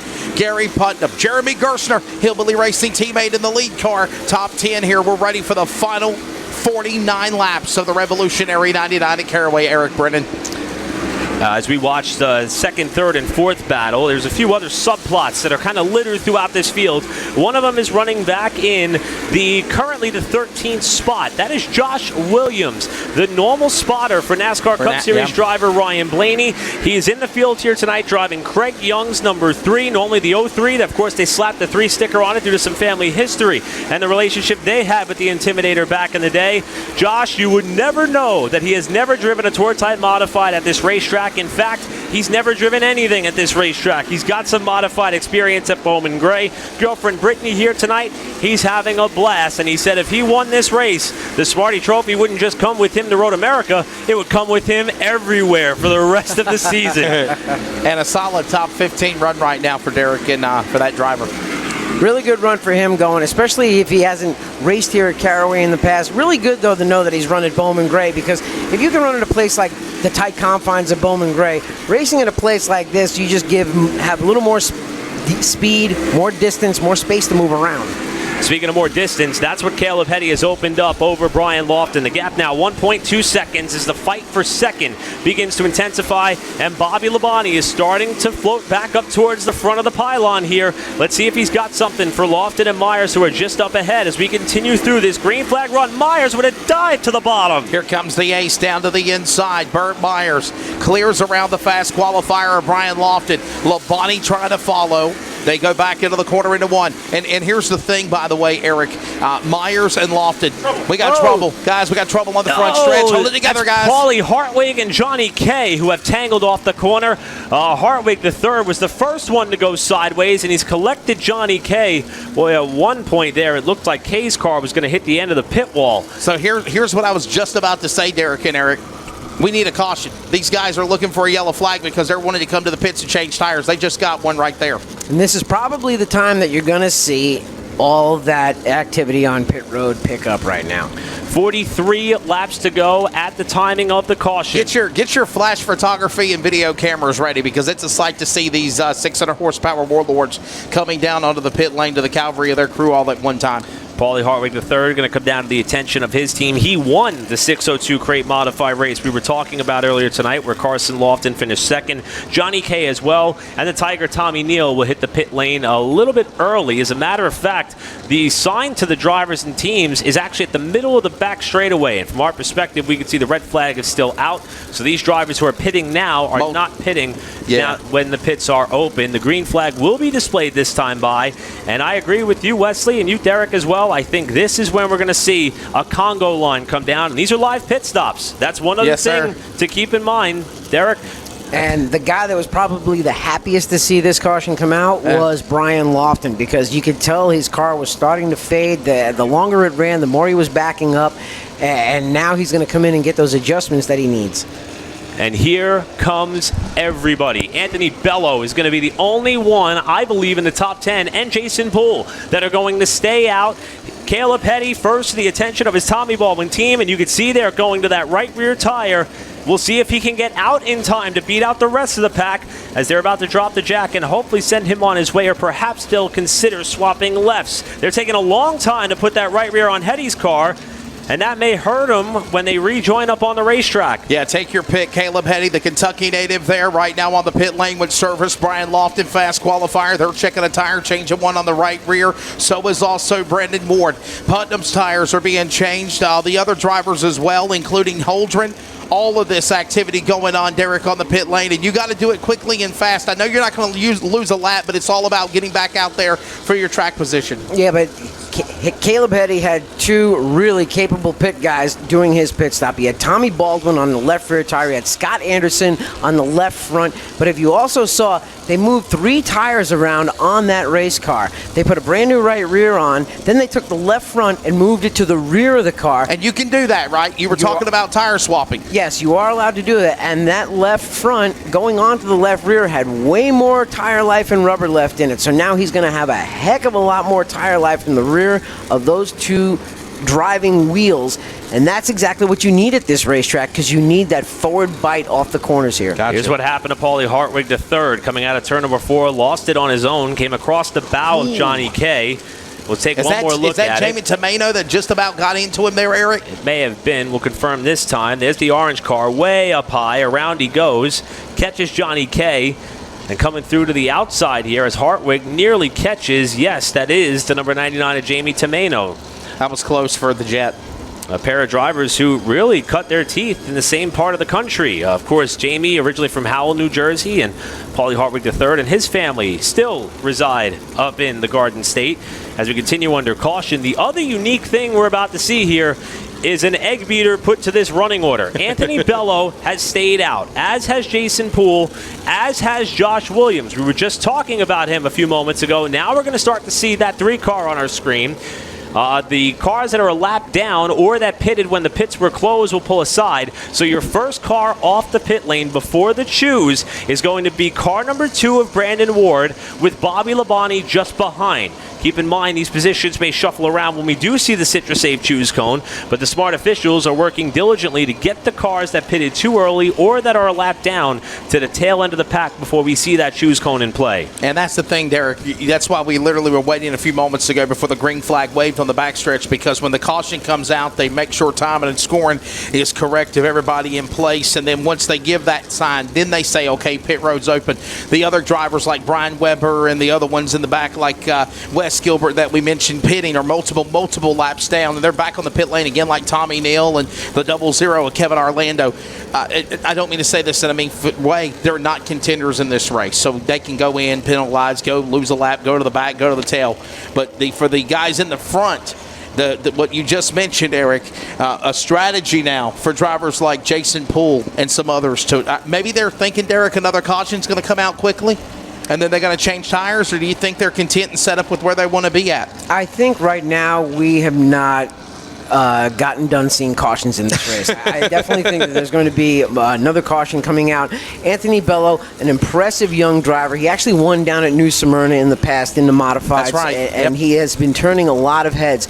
Their crew, smart crew, they've got a talented young driver, so I think that they are anticipating another caution coming out, and when something like that happens, you can come in, get an even fresher tire for the later in the race. But the one guy that I think is going to turn a lot of heads is that 25 of Bobby Labonte. He's the first car in that line of all of those guys that took a pit stop. Big thanks to, again, David Daggett and Griff Schuler, Daggett and Schuler, attorney at law, here for sponsoring the Rusty Hart Memorial. We greatly appreciate them, and not only for the late models, for the modifieds, the Revolutionary 99, all the great pageantry that you saw for pre-race show, and being a part of the drums and the musket and all that cool. I mean, it's so cool to see these cars, the modifieds with the American flags. It's just great and proud to be an American, and that just shows you how much proudly you are to do it, represent the country. And this race is just going to continue to grow as time progresses here. The bad news is this is apparently going to be a little bit of a prolonged caution. There's a little bit of fluid that was dropped down in turn number 1. Oh, wow. Yeah, look at that. In fact, there's a stream over there in the corner. The field is being instructed to go high in turns 1 and 2 to allow the track crew here, who has really been put to the task tonight here at Caraway, to be able to clean this up and allow us to see the remaining 43 laps. We mentioned Josh Williams and his Sunday duties. In fact, he'll be getting set to head on out to Road America this upcoming weekend for his spotter role for Ryan Blaney's Cup car. Another member of that team was here earlier tonight, watched the beginning of the race in the grandstands. However, he's got 2 little ones at home, so he had to get back. I'm talking about front tire changer Ryan Flores, who's now home watching on Flow. He too is going to be getting ready to head on out there, and he's another one who's got a little bit of a weekly gig as far as providing news and information. Of course, he co-hosts Stacking Pettings with Corey LaJoy each and every week. Does a great job there. Happy he made it home in time to watch the end of this one, because I think this is going to be worth staying up for, whether you're in the grandstands here at Caraway or watching along live on Flow Racing. You know, Ryan Flores is a pretty good driver in his own right. He has won many TQ indoor midget races and championships. He has done well in legend car competitions, stock cars. So even though Ryan Flores goes over the wall, he's also pretty talented with his hands on the steering wheel. So many people partaking in the action. I feel like all of my friends back over from Wall Stadium. I've heard from Scott Marr, who's been doing a bunch of racing up there. We mentioned Jimmy Blewett many a times throughout the night. Doc Love, local guy who loves motorsports. Doc Love wanted to be here tonight. He's been checking in. The resident motorhead is what they call him. Yeah, it's absolutely incredible the amount of support that we have for this event. And again, I know that for many of us, myself included, we've got a job to get to tomorrow morning, but I don't care what shape I'm in. I'll show up. I got to see how this race race unfolds, and we still got 43 to go. Well, you know the old cliche, the nickname, after midnight, we're going to let it all hang out. So we're approaching midnight, right? And we still got the fireworks show Yes, to go we here. do, For yes. those who have stuck it out with us, and it's an incredible packed Yeah, house the crowd ain't left yet. here at Caraway tonight. Even those who are camped along the back straightaway and in turns 3 and 4. I don't think there's going to be many coolers that have anything left in them by the end of the night, but I promise you that these people had a great time in what is our second and last stop here at Caraway for 2022. And I think we're about to see the next chapter of this race. So, just to recap, Anthony Bello, Jason Poole, and Josh Williams, your top 3, did not stop under this most recent caution. The drivers behind them, Brandon Ward, Bobby Labonte, Gary Putnam, they did. And the leader at the time of the yellow, Caleb Petty, before the choose, he's back in about 6th or 7th spot as they hit the Citrus Safe choose cone here. Let's see how the field's going to re-rack for this restart. Derek, I got to ask you this question. You're in the Carolinas now. We know the history of Jason Poole. We know what he does here in late model cars and sportsman cars and running and knowing this racetrack. Do you think that he might have an upper hand here on Anthony Bello on the outside lane on the restart? Well, any type of laps at this track Matthew shaking his head no. So yeah, any type of laps at this track is going to help you. But you're also in a situation right now where you're up on the high side. You're taking the long way around, and especially at a track like Caraway where the bottom line is the preferred group, I think Anthony Bello is going to have the advantage on the restart. I don't know, Derek. We've seen some races, though, sometimes where we've seen drivers go brave on the outside lane, and they make it work. They might bonsai it in there in that corner, but they will make it work if they get a chance to. I forgot to mention, we're talking about Ryan Flores. He's actually going up to Stafford on Friday to race for that Petty Cash Motorsports team, teaming up with Keith Rocco yet again. So he's going to get behind the wheel of a car of this nature. Maybe he's going to try to learn a couple things from these guys. Hartwig's back out, by the way. So, half a lap away from the restart. The AutosByNelson.com pace truck will dive to pit road. The next chapter of this race is about to be written. How's it going to play out? Top 3 did not stop. Everybody behind is on the fresh change tire. Here we go with 43 to go at Caraway. Outside lane contact. Whoa. Look at Brandon Ward thread the needle. 3 wide in the middle. Derek out of turn number 2, and he's looking for the lead. He just shoved Bello up the track going into turn 1. Wow. That could be the move of the season. Brandon Ward on the outside of row number 2. Bello nearly knocks the wall down out of 4, and Ward leads at the line. And look at Gary Putnam. He'll move down to the number 3 spot. He's going to clear by Bello.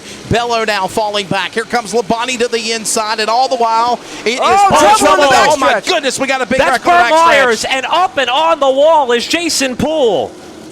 Myers Oh, my was the car that goodness. spun broadside, and Poole pulled a Jeremy Gerstner from the North-South shootout last fall and got up and on the tire barrier on the back straightaway. Jamie Tomeno over there is involved. That's Troy Young in the 02. The car to the outside is the 21 of the Tiger, Tommy Neal. Wes Gilbert has spun. A massive accident, 1 lap off the restart on the back straightaway, and the red flag is displayed immediately, and our attention turns to both Jason Poole. I believe Burt Myers rolled a little bit from the scene. I still see Poole's car stationary at the end of the back straightaway. They're down at the bottom of the racetrack, at the bottom of the apron there in There's turn number Myers' 3. car. We can Myers. see him with the orange Nerf bar. That car spun broadside and almost driver's side first. In fact, we could see where the left side tires impacted the outside retaining wall about a few hundred yards shy, or I should say beyond the crossover gate here at Caraway. And there's Poole. That car got up and on the tire wall, and the fans start to line the fencing here to get a closer look at the damage. Yeah, the cars are down below the bottom of the apron of the racetrack in turn number 3. You can see where Myers' car from the back of the tail where it says the Citrus Safe sponsor on the rear end of his car. So you can see where that's where Myers is. This car where the fans are gathered at the fence line area, Eric, that's again Jason Poole. And the good news is, I think Jason's climbing out of the car now. He's trying to get out of the race car. Yep, Jason Poole is out of the car and okay. Obviously, pride has to be hurting a little bit, but the ability that driver showed to stay up towards the front of the field pretty much all night long until this wreck took him out of it. You see him shaking his head there just a little bit. Cannot believe how the night ended, and he took a shot on the left side of that car when he climbed up on that tire wall.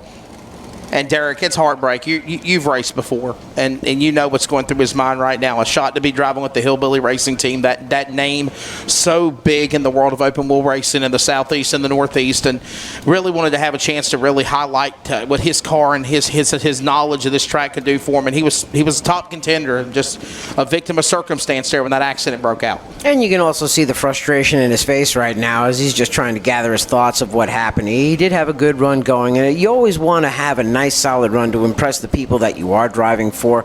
But unfortunately right now, the contact on the back straightaway, this was the end result. You see Burt Myers out of the car as well, our reigning Smart Modified champion, inspecting the damage after it looked as though he was starting to play the race out, in which he may have thought would have been perfect form. We mentioned the fact that this past Saturday he actually snapped a winless streak at Bowman Gray Stadium, and just judging by a driver's attitude, said this to Gary Putnam earlier tonight when I had a chance to catch up with him, you could just tell when a driver's feeling it, and Burt has been feeling it all day long, riding that wave of momentum, and also looking forward to a rare off week that he's got coming up here this weekend. And I thought perhaps he was going to be able to parlay that success last Saturday to tonight. He was en route to doing it. He was running up towards the front of the pack. He was scored 8th the last time before the crash, and his night is going to join the somewhat lengthy list of drivers who are going to end up on the hook to close out their race night here. And younger brother Jason also having a pretty bad night here so far at Caraway as well. He's been involved in a couple of cautions. And for the second time in the Revolutionary 99, Derek Pertisiglio, we have the field at a stall over there in turn number 1 and 2 under the red flag. Right now, Burt Myers, we're watching on the monitor, is trying to talk to his crew about what's going on with the car, what happened out there, and some discussions going on in the back straightaway. We don't have the details of what's going on, but I don't know if Burt Myers is going to be able to make it back out. The crew, of course, he's got one of the best crews out there, and they may try to get the car pieced back together to salvage what they can from this race, but right now, attrition is taking its toll. Wesley mentioned this is about the second time we've officially been under a red flag. I think it's about to be the third time that we've seen a double hook pulled out to get a car back to the pit area. So if there's any indication as to how this night has gone for several teams, that's it. The fact that this has had to happen 3 times in one race and we've still got about 42 laps to go kind of shows you it's been a rough one here for the Revolutionary 99. And how about the driver who is out in front right now? He was the first car off the pit lane, utilized the choose cone to put himself in prime position. Brandon Ward, as of this moment, before we see the choose cone next, has a 1-car buffer to the rest of the field that stopped at the same time that he did, looking for what could be his first win of the season in that Randy Renfro and Coulter Motorsports number 2. Here's a replay. Yeah. Here's a replay of it. The 79 spun the wheels on the start. Oh, that was whenever Ward went for that bonsai move in the middle. What a move. You said, Eric, that might be the move of the year right there to try to win a race. The car on the outside poles definitely spun the tires, and that's what started to open up the waters. And then when the gap started to separate as they were going down the front straightaway, Brandon Ward just shoved her on in there. I mean, now, that's, of course, the restart, not the accident. He started outside of row 2, and by turn 2 had the lead. Incredible. Absolutely incredible. The problem is he still has to hold off the rest of those hard chargers for the rest of this race. And the question is, how hard is he going to have to push it from here on out to retain that race lead for the time being?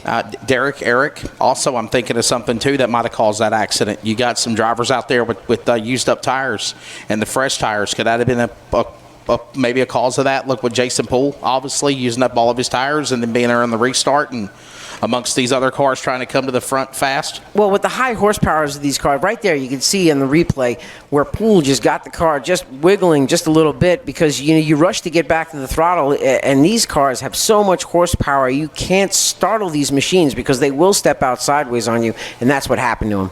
I will give credit to Poole, who stayed high enough to allow both Brandon Ward and Gary Putnam to get by without contact. And then, of course, the crash happens off turn 2 the next time through. Let's see what we could see here from our vantage point. Poole is alongside of Hetty. Oh, he got loose. He got loose and bounced off of Caleb Hetty, and that shot him into the outside wall, and then the rest of the field could not avoid.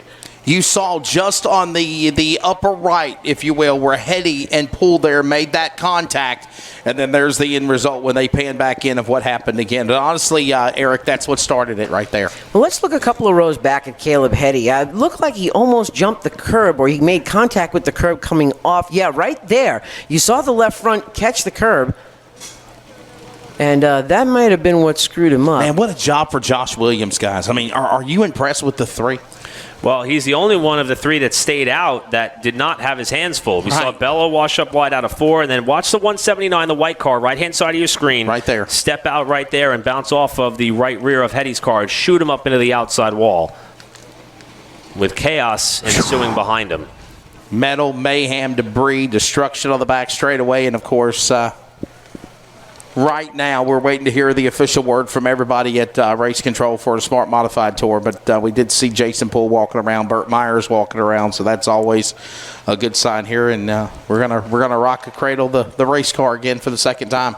Nice job, though, by Kevin Orlando to stand on the binders and get that car stopped before making contact with Burt Myers. Well, we'll take this opportunity here to do a quick reset. For those of you who are still with us here at the racetrack or watching live on Flow Racing, we're about less than 15 minutes away from the top of the hour. As a matter of fact, we're less than 15 minutes away from Thursday. So for those of you who are staying up late with us and enjoying this racing, obviously it's been a little bit chaotic and hectic, but that's what this event kind of bears with it, with the amount of passion that these drivers and race teams have. I'm Eric Brennan, joined this evening alongside of Wesley Outland and Derek Pernistiglio. We had Matthew Dillner up in the booth with us a little bit earlier on tonight. It's been an incredible night to lead up into this holiday weekend, and we still really aren't sure as to who the actual favorite is. We had a caution, about 2 yellows prior to this one. We saw the bulk of the field come down and stop, and now the field's kind of been jumbled up a little bit, and we've still got a good amount of racing left to go. Derek, as someone who's seen so many events here for these high-power asphalt modifieds, to me, this is kind of what I was expecting. I kind of knew with this many cars on this racetrack and what it takes to get around here, I knew this was a possibility, and it's been a little bit chaotic, but it's been very entertaining. It has. It really has. But the other thing you have to remember, too, it's only 99 laps. So for these guys, that's not a very long race. They're used to running 125, 150, sometimes 200 in some of these cases. So if you're starting closer to the rear, you've got some work cut out for you. So, of course, these guys are going to get up on the wheel and try to get their way to the front. And, unfortunately, these are some of the incidents that we've been seeing manufactured because of it. It's hard to counsel patience when you feel like that window is closing on you each and every lap. As, again, for the 3rd time tonight, we are seeing a car go off on the double hook. Look at the damage to the left rear of Burt Myers' car. That whole wheel assembly pretty much, actually that's the tire that's about to fall off there as it's starting to drag the pavement, but you can see the impact he's had on both the front and left rear, and I've never seen a rear Nerf bar kind of bowed up in that sense in that little small portion of the quarter panel with that wheel assembly dragging. And Eric, I know you work with Matt on a couple occasions and Tim Packman at Bowman Gray. Derek, I know you know the Myers family as well. It's been a pretty dismal season for 2022 for Burt Myers. I know you mentioned he got the win the other night, but honestly, not the type of season world on fire for the one that you're normally used to seeing for the Ace this year. And the conversation I had with him prior to that was he admitted that they were trying some new things with his stadium car. They kind of got off target, and then it takes you a few races to get back to where you started before you could pivot in another direction. When you look at his smart stats, it's not that they've been off by much. It's just that things haven't fallen in line for him to go to victory lane. You look back at the stats from 2021, I believe we had 8 different winners in 11 races. Parity was king. This year was a little bit different. Matt Hirschman came out of the gate guns a-blazing, went 3 for 5 with Jonathan Brown and Caleb Hetty, the only other winners so far this year. But for Burt Myers, it's not that they've been missing anything as far as the performance end. It's really been a lot of luck-related things like what happened to him tonight. Derek, I'm going to ask you here as we're still under the red flag. Would you agree that Matt Hirschman is bottom line the king, the dominator of modifieds in this era? The greats of modified racing, you believe? He is definitely one of the dominant forces out there, but you can't take it away from guys like Justin Bonsignor or Doug Kobe that have done incredible things in the NASCAR Wheel and Modified Tour. One of the things that separates Matt Hirschman apart from those guys is that he's not 100% loyal to the NASCAR Wheel and Modified Tour. So he will show up at any type of tour type modified event, and when he does, he's one of the guys to beat. Even an ROC modified event, he's one of those guys that you've got to take into consideration. So as far as the top drivers right now, I would definitely lump Matt Hirschman in there as one of the tops along with Bonsignor and Kobe. I will add to that. One of the most impressive things that I saw was watching somebody like a Doug Coby at Stafford Springs strap into a race car that was completely unfamiliar to him with SRX last year and be able to go out and beat some of these legendary names, one of which is on this very racetrack right now. Well, Hirschman's going to get that shot next Saturday to do the same thing. I'm curious to see what he's able to do with that opportunity as well.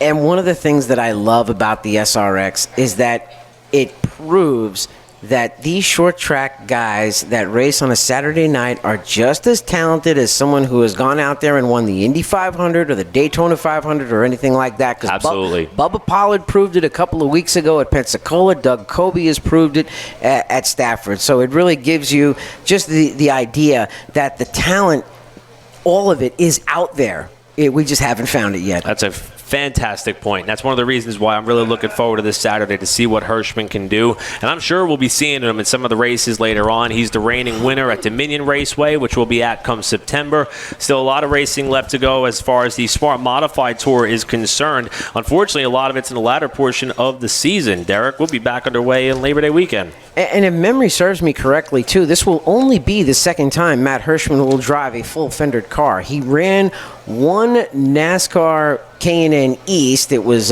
Busch East at the time, race at Dover years ago for none other than Ray Evernham. Did really good, had a top 5 finish, but that really was his only other time in a full-size stock car. And this is one of the reasons why when I see young talent, case in point, Caleb Petty, who drives for Tommy Baldwin Racing, when I see young drivers elect to take this pathway and utilize it as a potential stepping stone, because asphalt modified racing has always been known as something that is fun, you can't take your eyes off it, but it's not a familiar career trajectory for drivers who want to get up towards the top. Obviously, we have our Hall of Famers like our Richie Evans and Ray Hendrick, who we honored at South Boston earlier this year on the smart side. But as far as getting to Sunday, modified racing did not have that reputation. I think if we start filtering more young talent through these pipelines, that chance may go up a little bit more. And guys like Caleb Petty and Anthony Bello and other names that are with us here tonight, they could help drive that a little bit. And I would like to see more young names elect to go this route.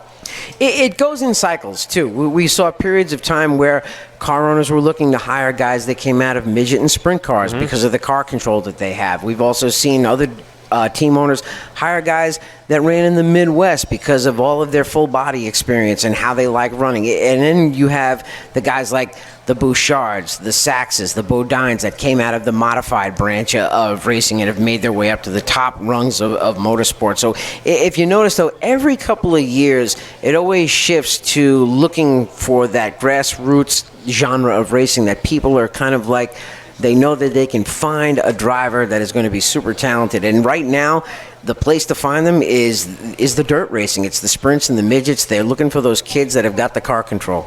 It's excellent points, and I love the conversation. Unfortunately, the reason we're having it is because the race is stopped as Burt Myers and crew take a look at what's left of the Myers brothers' #1 car. Let's go back, show you one more replay of this restart. We saw Jason Poole kind of burp the tires there that time, and there goes Brandon Ward ping-ponging his way through all 3 cars that stayed out on that caution. I love that word, ping-ponging. Excuse me, coming through. And Gary Putnam said, that looks easy. I'll try to do the same here. And then the C's part ways for him nearly as Bello got nudged aside by Josh Williams, who was down on the bottom. And then, of course, just one lap later, Jason Poole, the white car on the right-hand side of your picture, outside of what could be our new points leader, should things stay the same, gets a little bit loose and bounces off the 7NY and up into the outside wall. Eric, that was the Forrest Gump move of the race right there. You see Myers' car there. And then we have the calamity of the big wreck over there. That's not been the first time we've had a big pileup over there with a lot of cars on the back straightaway. So, well, as Burt Myers continues to work on this, these drivers are all racing. Can Burt get back out there, Eric? What are you thinking? They don't look to be working too frantic or too quickly. However, we're going to take a break here on the broadcast side. We'll run a couple of brief messages and come back here for the conclusion of the Revolutionary 99 here at Caraway. Big dreams start with small victories.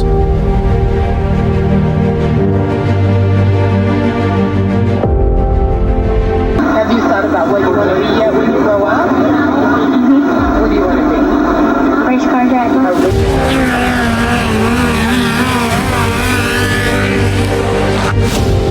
For over 30 years, we've manufactured high-quality, reliable, American-made parts. Whether you're cutting your first laps in a quarter midget or competing for thousands of dollars on the biggest stage, Joe's Racing Products will be with you every step of the way. We'll be there for you. Visit us online at joesracing.com. I am Ben Buzzy. Hi, I'm Tyler Buzzy, and we are the future of Buzzy Racing. Do you think they'll jump in the business too? Yeah, I think so. They love racing too. Yes. Yeah. Racing is one of my passions because my dad and my grandpa work there. One thing I can hope is we were there with our dad. Hopefully what we've taught them and they can take it and teach their kids, it continues to go.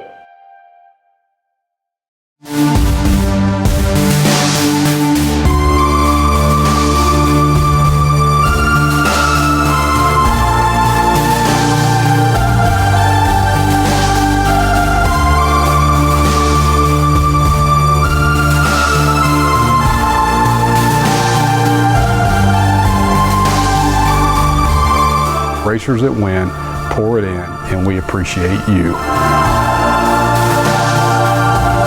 I know it's been a long night, and we are back here at Caraway Speedway. Just as we come back on air, watching the Burt Myers team unfortunately have to pick up the pieces quite literally now on what is the end of their night here at Caraway. Happy to report that cars have refired and we are back underway. And just for those of you who are rejoining us on our broadcast, we will air a couple of highlights as to how things unfolded, including this big crash for our most recent winner, Jonathan Brown, on the wall, nearly on his hood.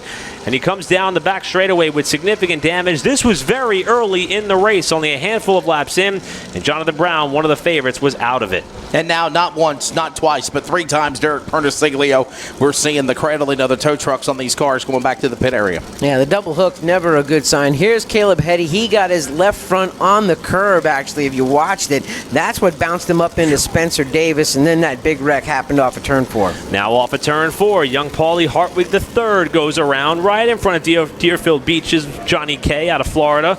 That slowed the field yet again due to another incident on the racetrack. And the most recent caution, this was the pass for the lead. Brandon Ward threading the needle. Outside, inside, move aside as they come out of turn number 2. And he's able to cement the lead by the time they get to 3, but it didn't take long for us to see the yellow flag yet again. And probably that's one of the bravest moves for the lead I've ever seen, probably in a modified in a long time as well. What a rudder move there. Yeah, Brandon Ward was just like Moses parting the Red Sea. Going into turn number 1, he saw the hole and he went for it. He surely did. And then there's the contact on the upper right there where the black 7NY Caleb Hetty got into the back of there, or got into the side, if you will, the left front of the 79 of Jason Poole. And so disappointing and heartbreaking, driving that second Hillbilly Racing car, making such a big showing, and there is the end result.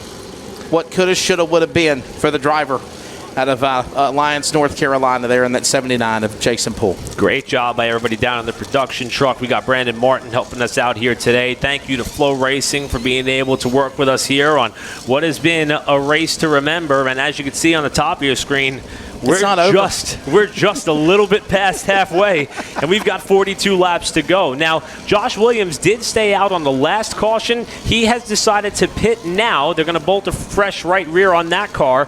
He's down here as well. Anthony Bello, you see on your screen, who is currently positioned in 3rd prior to the choose cone.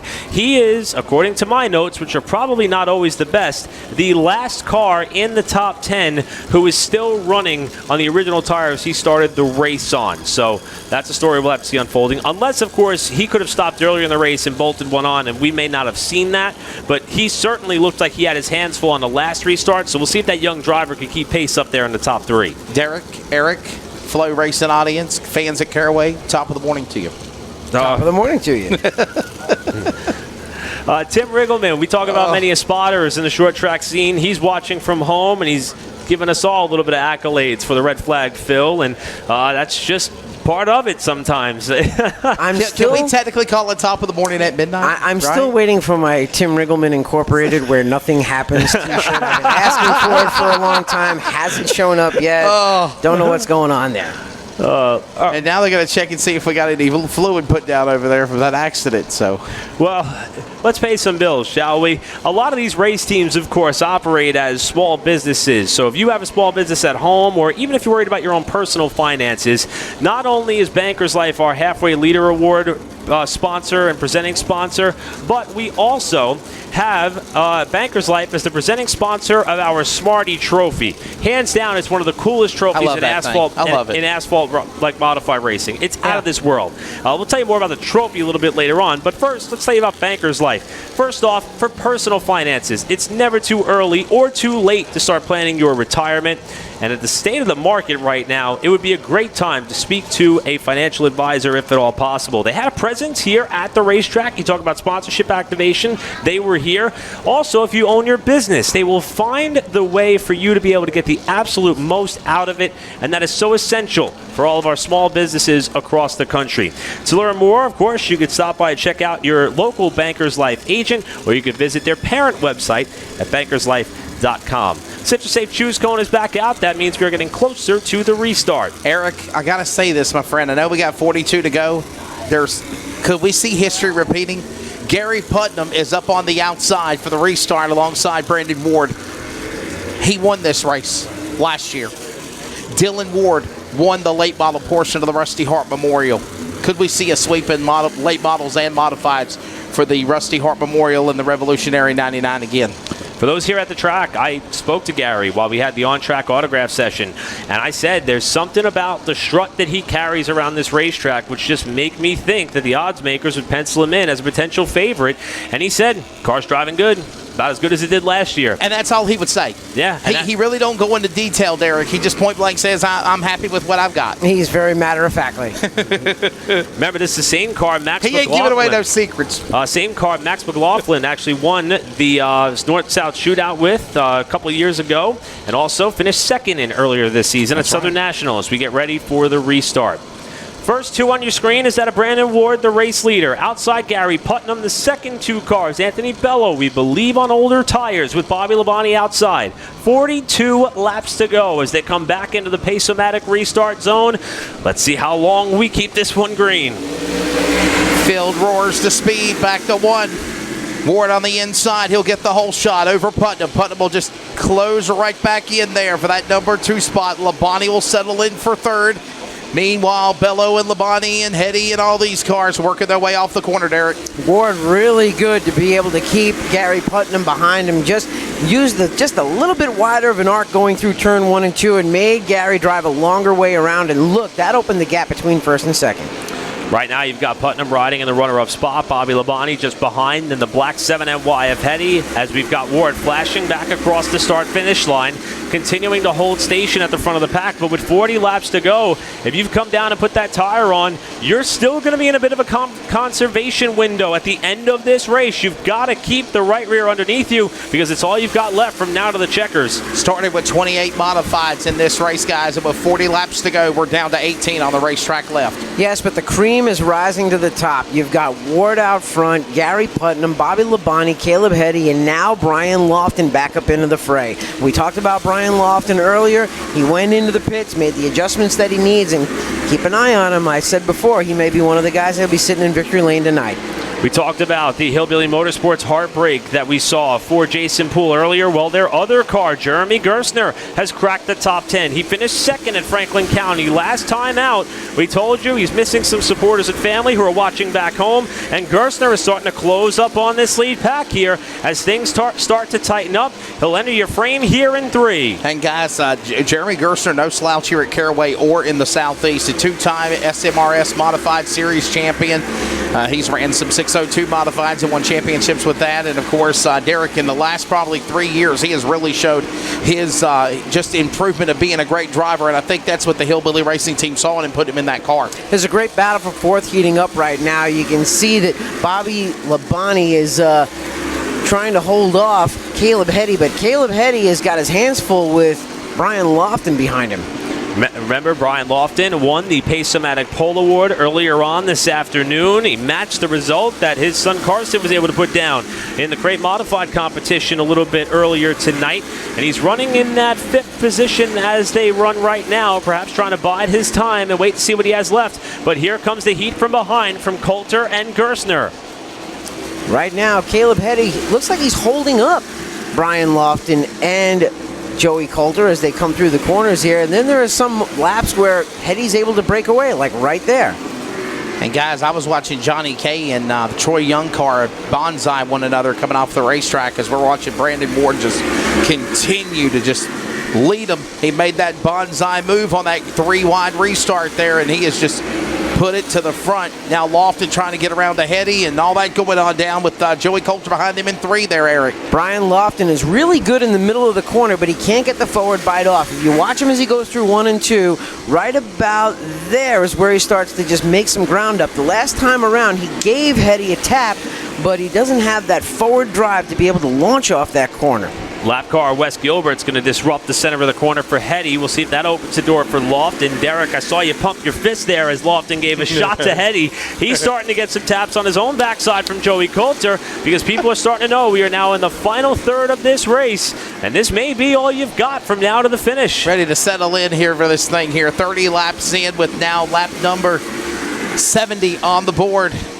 Back into turn number 1 and 2, now 29 to go. And I'll tell you what, Derek, we are watching Brian Lofton, Caleb Heddy. He's just boom, boom, boom, boom. When do you make your move to get around him? He's just tapping him right now to let him know he's there. Brian Lofton's a veteran driver. Caleb Heddy, obviously a newcomer to this type of racing, but what he's doing right now is he's just letting him know, I'm here, I'm here, I'm here. He's just trying to rent out space inside Caleb Heddy's head right now. And one of the more frustrating things for Lofton is not only are you watching Bobby Labonte drive further away in 3rd spot, but he's also starting to get some heat on his back bumper from Joey Coulter, with Jeremy Gerster arriving on the scene as well. So Lofton's starting to feel like if I don't go and I don't get you up out of my way, I'm going to get shipped myself. Yeah, I was going to wonder what we were going to say. Is it because he's getting impatient, Derek and Eric? But, that punt there, Derek, also can just let you know, hey, I'm on your inside. Don't drop down on me. Stay on the bottom. Stay in your lane. Do what you're doing. And I'll be right there with you. But eventually, you're going to try to make that pass, Derek. You're going to want to get around him. Well, Brian Lofton for sure wants to go because he's looking past Caleb Heddy at the distance that he is going to have to travel to catch Bobby Labonte. So he realizes, I got to get the 7 out of my way so I can work on the 25 eventually. Yeah. All the 25 to go, by the way. Yeah, as we come to the line here, and that was another point I was just about to make about Caleb Heddy.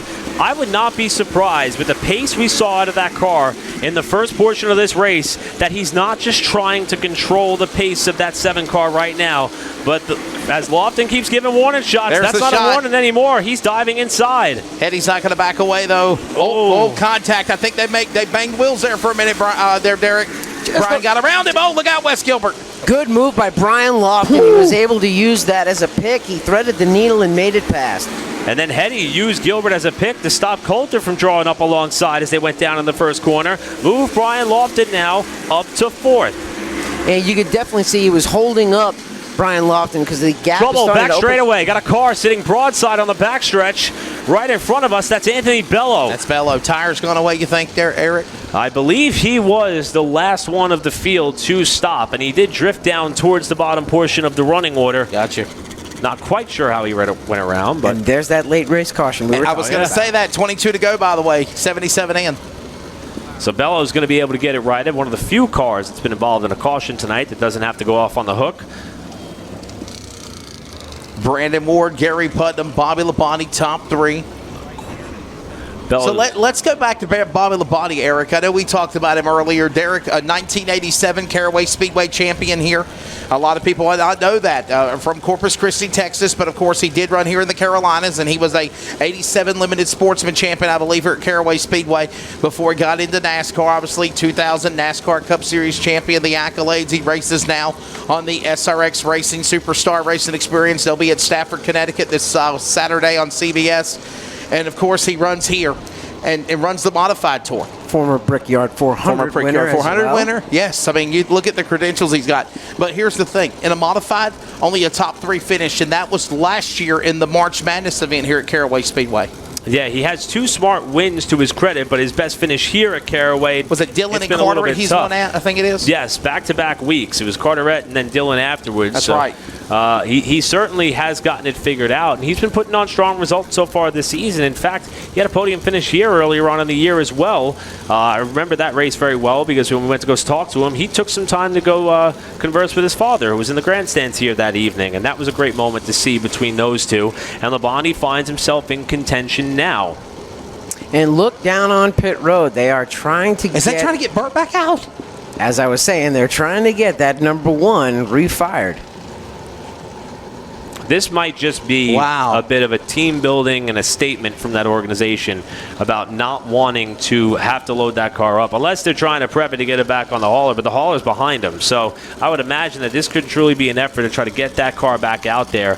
Just to say that they did it. I don't know they're going to pick up that many spots. I mean, Jason Poole went out in the same crash, so they could get that 1 position. Keep in mind, the way the Smart Modified Championship works, we do have a Smart 3 or Championship 3 that are earning points throughout the season. When we get to our final race of the year that's going to take place at Tri-County Speedway on October 15th, we will have 3 drivers with an opportunity at a championship. Burt put himself in that position last year. He's trying to do it again.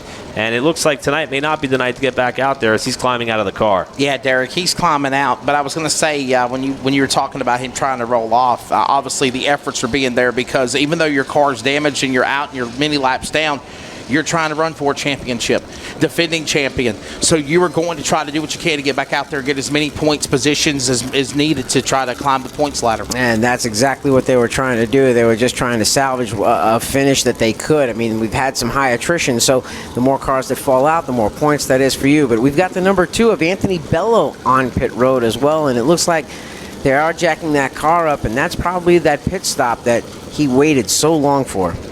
So Bello on the pit lane. Myers, we don't believe, is going to come back out. They've pushed that car back to the trailer. I think they're in load-up mode at this point. And now we've got a fresh slate for this 22-lap sprint to the checkers. We're coming to the Citrus Safe Choose Cone this time by. Again, this is the 6th race of the 2022 Smart Modified Tour powered by Pace-O-Matic, the Revolutionary 99 here at Caraway Speedway. Brandon Ward out in front after a brilliant 4th to 1st move after a couple of cars in front of him stayed out on older tires, but he's going to have last year's winner up alongside for this restart, and a NASCAR Hall of Famer lining up in 3rd to the inside of row 2 with one of the fastest cars here all day long. The Shady Gray Racing number 15 of Brian Lofton elects the high side, and young gun Caleb Petty and Joey Coulter will make up row number 3 for this restart. We should be seeing the 1-to-go signal next time by. All right, Derek. What are you thinking here? 22 to go. I'm thinking at this point of the race, if I'm restarting, I want to be on the inside. You know, the tires have worn down. Now they've gone through a couple of heat cycles. If I was Gary Putnam, I may have thought about maybe lining up behind Brandon Ward instead of on the outside of him, because we haven't seen too much luck out of the outside lane tonight. And we saw Lofton quickly having to do what he had to do to get around Caleb Petty. Do you think he might be the possum waiting to beat the fast car to get back to the front? Brian Lofton's got a really fast car, and we've seen positions picked up and lost many times on starts and restarts. So it's one of those things where we're just going to have to see how this plays out. 22 laps to go. Brandon Ward, Gary Putnam, all of the top 4 looking for their first win of the season. The AutosByNelson.com pace truck makes its way on the pit road. We're back underway. 22 laps to settle it. Lofton shoving Putnam down the main straightaway. That's that outside lane. Sometimes, Derek, sometimes, fingers crossed, it will work. Just not that time, but he tried to reel him in. Labonte to the inside. Lofton will follow. Working on turn 4. Oh, whoa. Everybody jamming up. We got a problem with the back straightaway, guys. Capello, I think it is. Anthony Bello off of turn number 2, I believe. Oh, problems with Lofton on the front stretch. And wow, so look at this. So Bello what in the world? May have a tire down on the front of that car. Lofton and Johnny K have just had it coming together. Waiting to see if Lofton's going to be able to drive away from this one. And Buzzy Beavers has spun out on the main straightaway. This speed shot camera, Derek and Eric, I think this is going to be really good to look and see what happened here. Hard to tell from here. I believe Lofton's about to climb out of this car. I think it looks like he started to unbuckle a little bit here. I am not sure what happened. They all kind of got together. Derek, looks like you have a better perspective. It almost looks like the front end is broken. It looks like the front tires are pointing in opposite directions. He's pulled the wheel off. He's pulling the gloves off. It looks like Brian Lofton trying to climb out of that car right now. See one of our smart officials, Chris Honeycutt, stationary there just alongside the left front of Lofton's car. And our Pace-O-Matic pole winner, Brian Lofton, is going to climb out of the car with 21 to go. And I believe that might have been that contact for second gone bad. Look out, car still in gear a little bit there as it starts to roll forward with Lofton trying to climb out of it. Well, there goes my pick. That's heartbreak. That's heartbreak. This may have happened coming off turn 4 when Bobby Labonte and Gary Putnam got together. Everyone just kind of accordioned together, and it's possible that maybe Lofton made contact with the rear nerf bar of someone with that left side or right side. Hard to tell when they're both pointed in opposite directions like that. And he just nursed it down to the inside wall and got it stopped. That's heartbreak for Brian Lofton. I kind of feel like I jinxed him here. My, oh my, what a night. I was just talking about, is he the sleeper? Is he the guy that's starting to really come to the front? And by the way, this race in 96 minutes underway right now. 21 laps still to go as we are well into Here's a replay. Thursday morning here. This is coming off the corner. And again, Derek, there's a number of scenarios that have taken place here.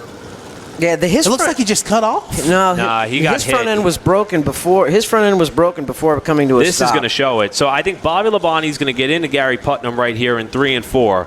And that's going to stack everyone up. And I think Lofton just runs over the back nerf bar of somebody, probably the 77. There it is. Right there. He hit the right rear corner of the 77, and that's what broke the steering. So Labonte got into Putnam. Putnam got into Lofton. It's the accordion effect in there. And poor Johnny K. I mean, Lofton's just trying to get out of the way and not get run over. He doesn't. They may not even know at that point that the caution's out for something on the backstretch. He comes down just to get out of harm's way, and Johnny K. is right there.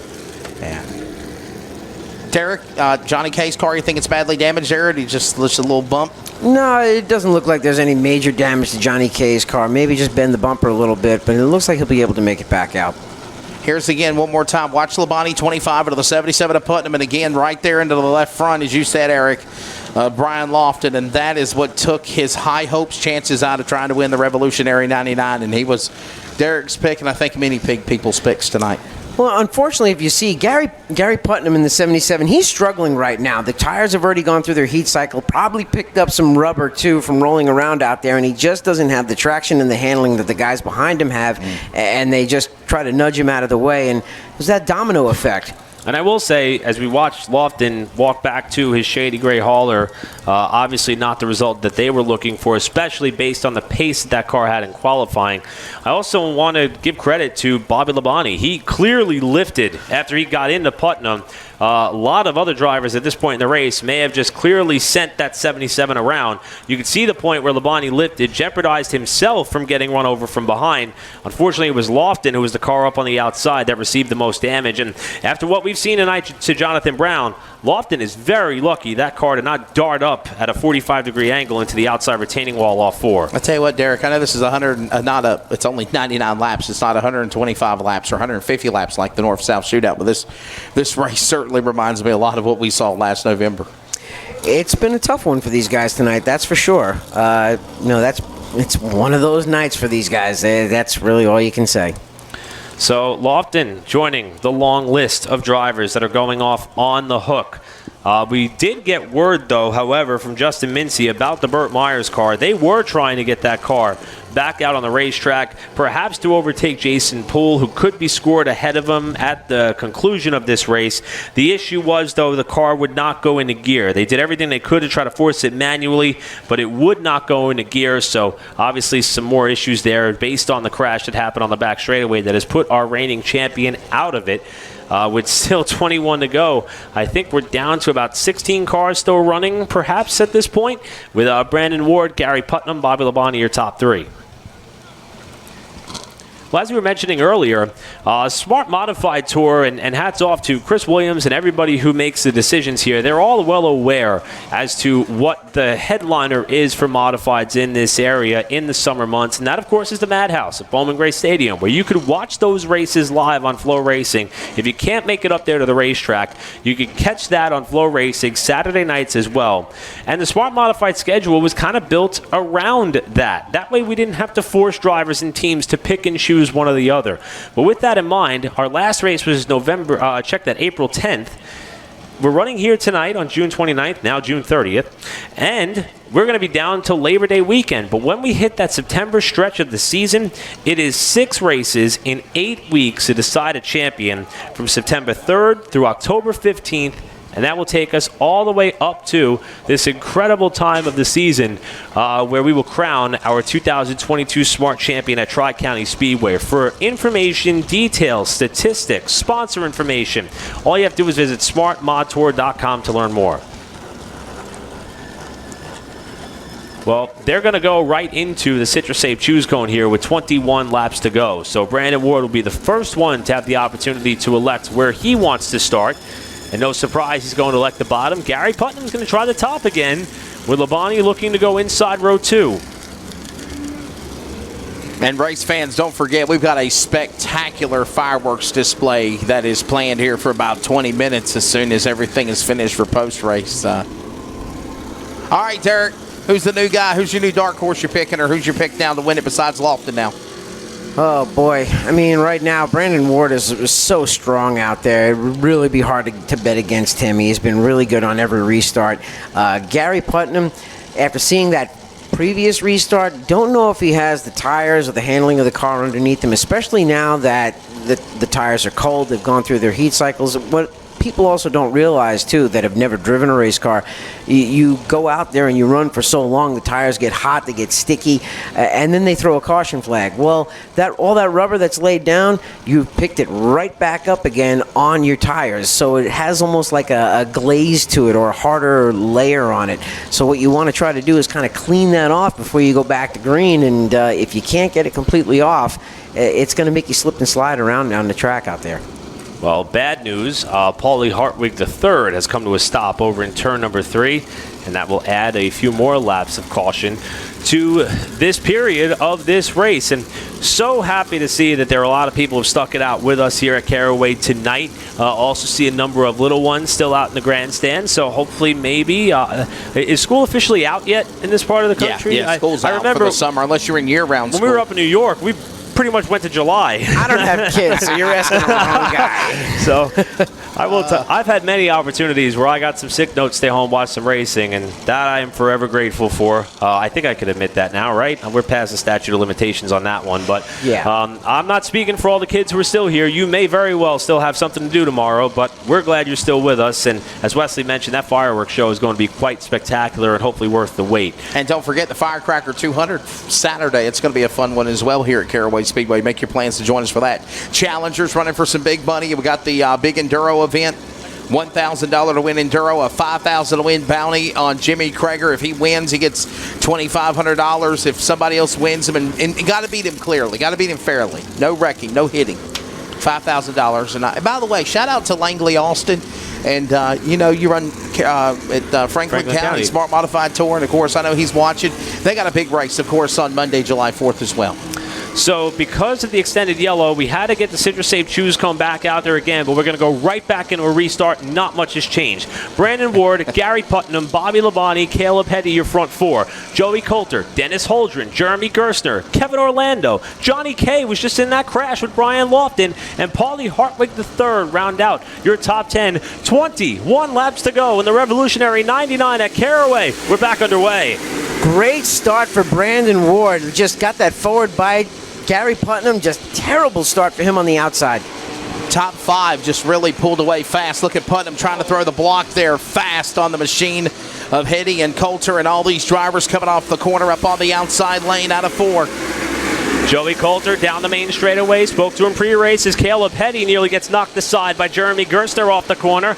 Coulter, always a threat to podium and win when he comes out to run this asphalt modified here on the Smart Tour. And he's trying to get up to a podium spot up and around Gary Putnam as they race to 1. 19 more laps to go. We're going to see what Brandon Ward can continue to do. He's opening the gap between first and second, but check out Gary Putnam. He's back there in third. We said those tires were cold. The car wasn't working the way he wanted. All he needed was a couple of laps to get that rubber cleaned off, to get some heat in the tires, and he's rolling once again, but he's battling with Joey Coulter. Brandon Ward, of course, making that crazy move to the lead on 3 wide right before these most recent happenings of cautions, and he has now had that staying power, Eric, to stay up in front. But Bobby Labonte, gotta wonder, closing in, 17 to go, playing possum, ready to pounce when's the right time to do it. When Bobby Labonte and Andretti, Mike Smith, nicknamed Andretti, elected to go full-time Smart Modify racing a year ago, he finished second to a rookie, Caleb Petty, at Florence Motor Speedway. In his post-race interview, he said, "I'm still learning how to maintain my tires and get the most of them." At the end of the night, Labonte is hopefully trying to perfect that formula tonight. He appears to be closing in on Brandon Ward. Has he saved the best for last? 15 to go. And ironically, Derek and Eric with 15 to go. Brian Lofton in car 15 is also back out on that racetrack trying to get those points for the Tour there, Derek. Yeah, Lofton back out there on the track, but right now all eyes are watching these two drivers, and that's the 25 of Bobby Labonte, the 2 of Brandon Ward, and Brandon keeps opening the gap up just by hundredths of a second each lap. There was a .31 between them. Now they're a Well, guys, we got trouble in turn 2. Couple of cars are turn around. It's going to be Bello again, and I believe Troy Young, or actually the number 3 of Josh Williams. You were talking about, Eric, what a great run he had going for him, and the yellow is out. They're looking nose to nose at one another with 15 to go. 14 to go. So that's Bello, who is facing the right way. Josh Williams, who is facing the wrong way in turns 1 and 2. And you see Williams trying to get that car righted. Remember, he too has a lot of travel on his agenda for the remainder of the week, heading out to Road America, Wisconsin for his spotting duties. His good buddy Kyle Tarasca, who just most recently won the ATQMRA event at Wall Stadium Speedway, chiming in and wishing his buddy the best of luck. Just kidding. He said to keep giving Josh a hard time, but now we're not going to kick a man when he's down after that turn 1 incident. But talking to Josh earlier today, he was having a blast being here, and through practice, through qualifying, and even through this point in the race where it's been very easy to get caught up in something, he's doing a great job keeping that car pointed in the right direction now, and also logging all the laps. He's still on the lead lap. Derek, 14 laps to go. Don't ask me who I think is going to win. You think we're done yet with the cautions is what I was going to ask you. How many have we had so far? 14 to go. I don't have an official caution count, but the way that things are going, I have a feeling we may see one more before the checkered flag falls. You think so? I'm afraid to pick the over or the under because no matter what, I don't know. We may end up camping out here tonight the way this one's going. All right. I don't really want to say anything because I said Lofton, and all of a sudden I said, hey, keep an eye on him, and jinxed him, and he broke. But I will say, Wesley, you pointed out that Lofton rejoined this race. Relatively compared to other racing series, 12 races, short season.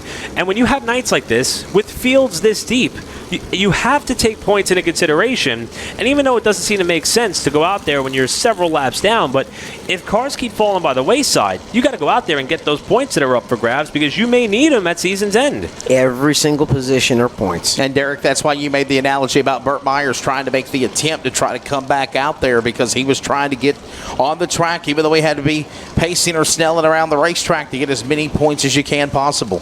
Well, all of the big teams will tell you that champions are not won on the good nights. They're won on the bad ones. Mm-hmm. And it's those ones that you can bounce back from and salvage a good run. That's not necessarily the win, but just get as many points as you can on those bad nights. With the Citra Safe Choose going out, we've got ourselves a new front row. Bobby Labonte choosing the outside of Brandon Ward, who has been money on the restarts. Gary Putnam inside row 2, Joey Coulter outside, then Caleb Petty and Dennis Holdren round out the top 6. Jeremy Gerstner, Paulie Hartwig III, followed by Johnny Kay and Brian Doza going to fill the hole there outside row 5. What can Labonte do on the top side with 14 laps to go? And we're ready for the restart as the pace truck will get ready to come onto the pit lane here. Wow. Settle in. 14 remaining. Ward, he got him on the restart. Everybody else is spinning tires and more, Derek, into turn number 1. Another good restart by Brandon Ward. He was able to just lunge that car forward, got the advantage over Bobby Labonte. Well, I'll tell you what, everybody looked like they were on ice except for Brandon Ward. Gary Putnam got really sideways. He's fallen out of a top 3 spot for now. Leaders flash by the speed shot on the main straightaway. Top 3 starting to tighten up, though. Labonte trying to size up the competition, while Joey Coulter is now waiting in the wings in 3rd. Yeah, I was about to say, they were like Paul Simon slip-sliding away coming off that corner a moment ago, but now you see top 3 pulling away, Derek, and of course Ward, Labonte, and you got Coulter. And remember, Coulter had some problems early in the race, had to rally back to the front. Look where he's at the podium in 3rd right now. Yeah, Joey Coulter's a really solid driver. Whether it's on dirt or on pavement, he can definitely wheel a car. I mean, we've seen him have success in dirt late models, in the NASCAR Truck Series, and now in modifieds. And keep in mind, Joey Coulter is in a partnership with Randy Renfro for the car that Brandon Ward is wheeling right now. 10 laps to go in the revolutionary 99. It is Ward leading Labonte, who is pressuring, with Coulter riding in 3rd. Finally, 10 to go on the scoreboard. We're going to be in single digits next time around. And all the while, there's that 3-car battle to decide it, Derek, into turn number 3, but Ward out in front. Right now it's bumper to bumper. Ward looks like he got loose for just a little bit in the middle of the corner, and that's exactly what allowed him to get closed up on by Bobby Labonte. If you can see, Ward isn't pulling away like he was in that previous run. Labonte got a little bit sideways there off of 2 that time himself. Closes right up to the back of Brandon Ward in the center of the corner. Now Coulter may have gotten the best drive of them all out of 4. Nobody is quite close enough to make a move just yet as Ward runs up the racetrack a little bit. It's Ward up on the outside lane, a half a car length back there is Labonte. Labonte will now nest her down to the bottom. He'll take this move down in the corner into 3 and 4. Watch Bobby Labonte, though, as he enters the corners. He enters just a little bit higher to get that turn underneath Brandon Ward in the middle of the corner. And right now, I think Brandon Ward is starting to shift to defensive driving. Yeah. Back up the center of the corner. Try to slow down the car behind you. Don't give him a lane. Don't give him an avenue to get by as Labonte slips out of 4. Yeah, he's setting him up as you watch him go back down the straightaway to 1. Derek, not only is he trying to make the move to try to run down Ward for the win, but he's also trying to do what he's got to do to keep Joey Coulter back at bay. Yeah, that last lap did cause Bobby Labonte some time, though. He got the left front up on the curb, but he looks like he's closed right back in again. Chief starter J.B. Cole's got the 5 to go. Signal out, open palm to the competition. Ward runs high. Labonte almost to the back bumper that time out of 2. Wes Gilbert lies ahead. He'll yield to the leaders on the bottom. That may help Ward slightly. Ward almost left the bottom open that time coming off of turn number 2, but he still keeps Bobby Labonte in check. Coulter sends it back off in that 3rd spot, trying to make a move on Labonte. Labonte now back after the machine of Brandon Ward. One more time to the back straightaway. It's half a car length now, Eric, as they go into turn number 3. Ward, though, slipped out of 4. Starting to see all 3 of these cars get a little more ill handling. Joey Coulter with a big slide in 3rd, that time out of 4. Labonte trying to set up high, trying to go for the lead on the backstretch. Bobby Labonte gets into the corners better. The 2 of Brandon Ward can get out of the corners better, and that's where you're seeing the difference between those 2 cars. Yeah, keeping an eye on this move as they work their way, coming back around. Labonte almost set to the outside wall. Joey Coulter, 3 wide to the bottom, and he's got the lead. Brandon Ward's got a problem. He's off the pace on the back straightaway. Joey Coulter to the lead with the white flag waiting if they get there.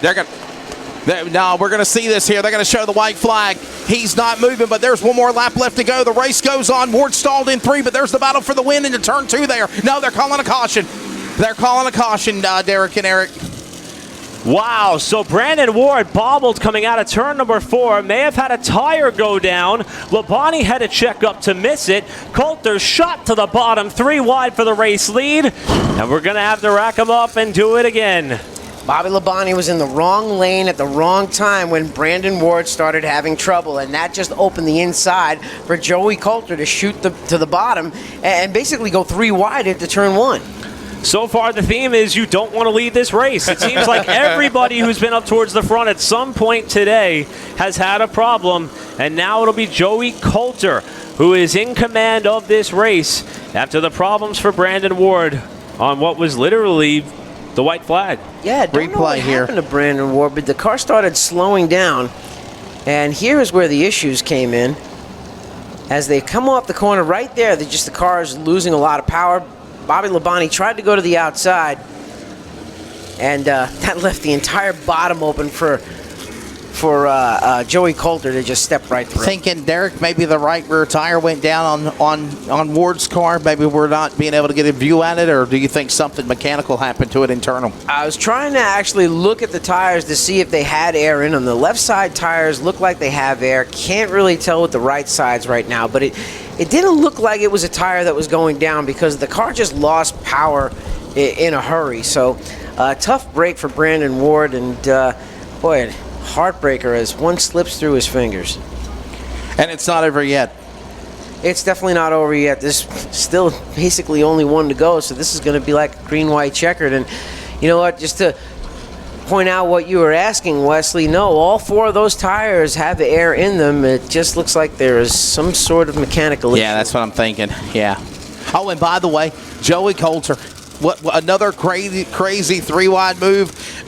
Ward goes in the middle. Coulter sees an opening after we see Ward and Labonte battling, and Eric, he takes it to the inside.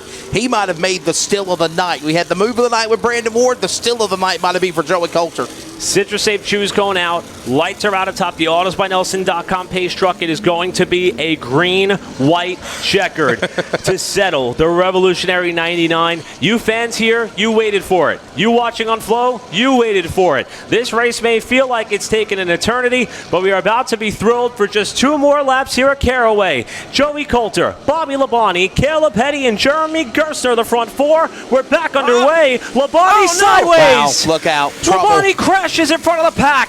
Several cars involved. Brian Doza underneath Johnny K's car. My goodness, there's the big one. Paul Hartwig, you got 3rd. Gary Putnam, Josh Williams. You've got the 79 of Gerstner. Oh, my God. I saw it. You got Orlando. My, Derek.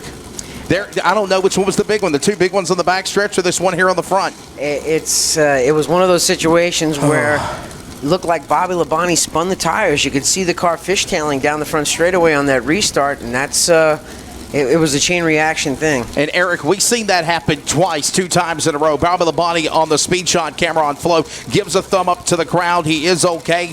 He'll call it a night here at Caraway and prepare for SRX at Stafford, Connecticut on Saturday night. But, oh my goodness. Doza's car is destroyed. He climbs out from underneath his OB Builders number 97. Johnny K dropping the window net. He's not going to keep going. The air cleaner is sheared right off there, Derek. You would just sheared right off. You would just it went deep, did that one. Jeremy Gerstner was trying to get it refired.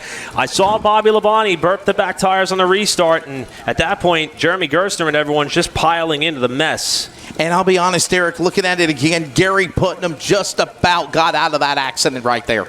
He almost got lucky. He almost threaded the needle, but yeah, just Bobby Labonte just spun the tires, and that Jeremy Gerstner got into the back of him, and that's what caused that chain reaction to start everybody crashing. Right here is they didn't even get going yet, and Bobby Labonte had already started getting contact from the rear. May I have your attention, please? Please stay off the racetrack. If you're on the pit retaining wall, we need you to back up about 3 feet.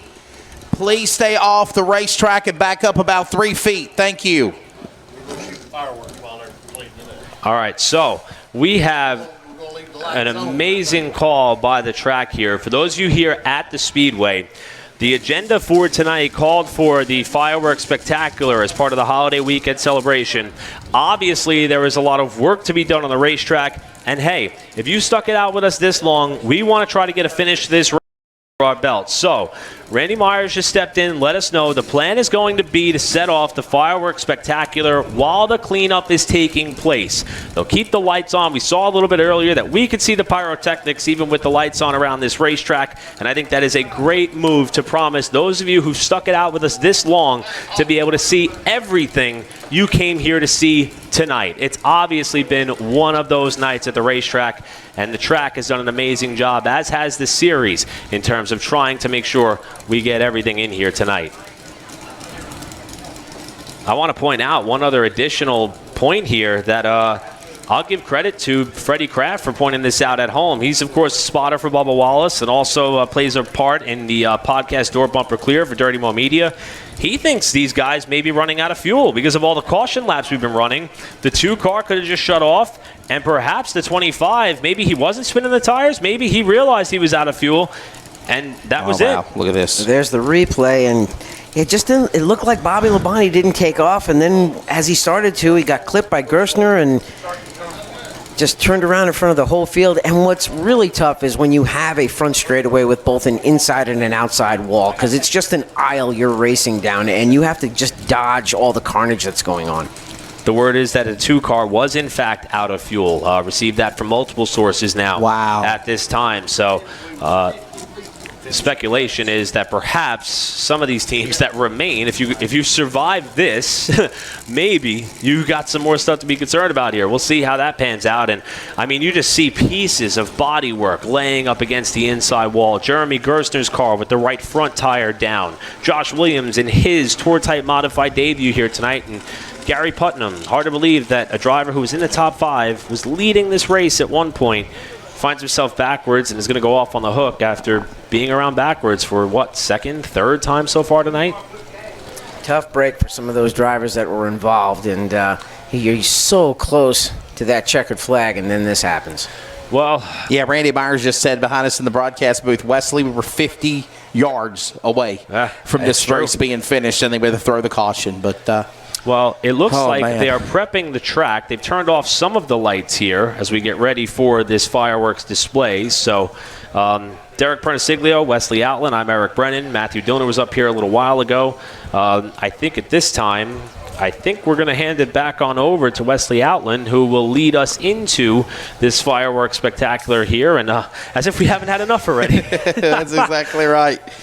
We're not done yet, ladies and gentlemen. They're getting everything into place, ladies and gentlemen. We're just cutting some of the lights off. We're not going to go into full darkness because obviously you know how these lights are. So, and if you're watching on Flow, you're probably going to get some bonus coverage because I think they're going to show it on both networks here as well. So, well, at this point, it's part of the race. It's part of the race, exactly. You're exactly right. So.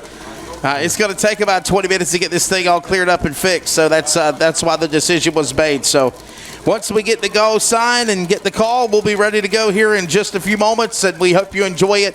Darren Hackett, Tina Lackey, everybody here at Caraway Speedway, Randy Myers, Doug Smith, they have spent a pretty good amount of money and a lot of logistics to make this big fireworks display. And to be honest with you, Eric, as we are just a few more minutes away from getting them ready to launch, this is something that we really have not seen at racetracks in a very, very long time because of the COVID restrictions, because of the shortages of fans, because of the social distancing, and maybe having the percentages distance of fans can be able to allow to attend. It's so good to see things coming back to normal a little bit on that side of things. And I love to see race venues do something beyond just racing. Yeah. You know, this is something that I see so many kids who are still here tonight. Like, parents still have their children out here with them for this reason, to kick off the holiday weekend in style with race cars and fireworks. It's going to be pretty incredible. Can't wait to see how that unfolds. We'll step aside on Flow Racing. We'll be back in just a moment with more from Caraway. Big dreams start with small victories. Have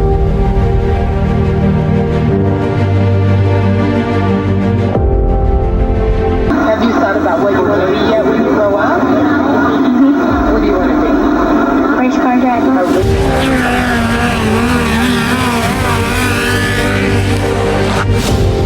For over 30 years, we've manufactured high-quality, reliable, American-made parts.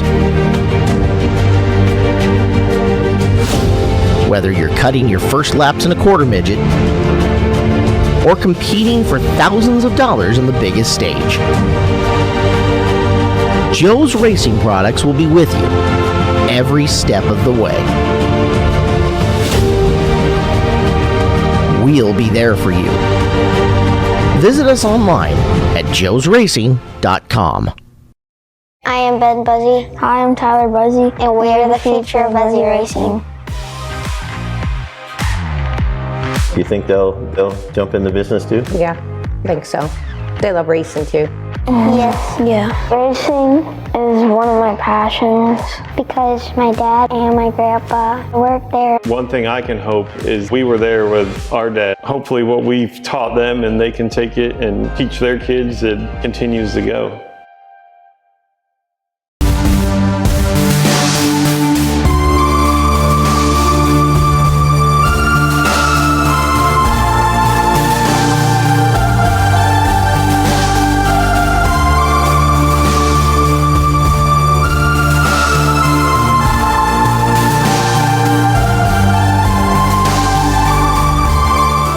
racers that win pour it in, and we appreciate you.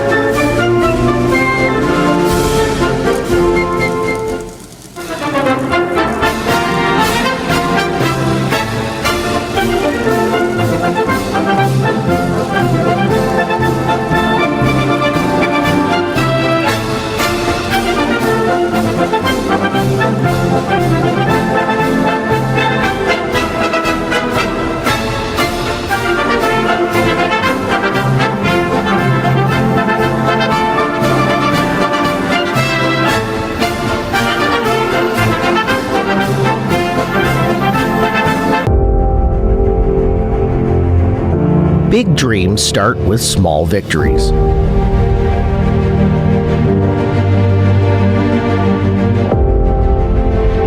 you thought about what you want to be yet when you grow up?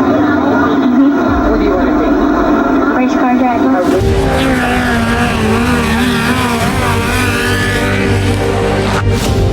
For over 30 years, we've manufactured high-quality, reliable, American-made parts. Whether you're cutting your first laps in a quarter midget or competing for thousands of dollars on the biggest stage, Joe's Racing Products will be with you every step of the way. We'll be there for you.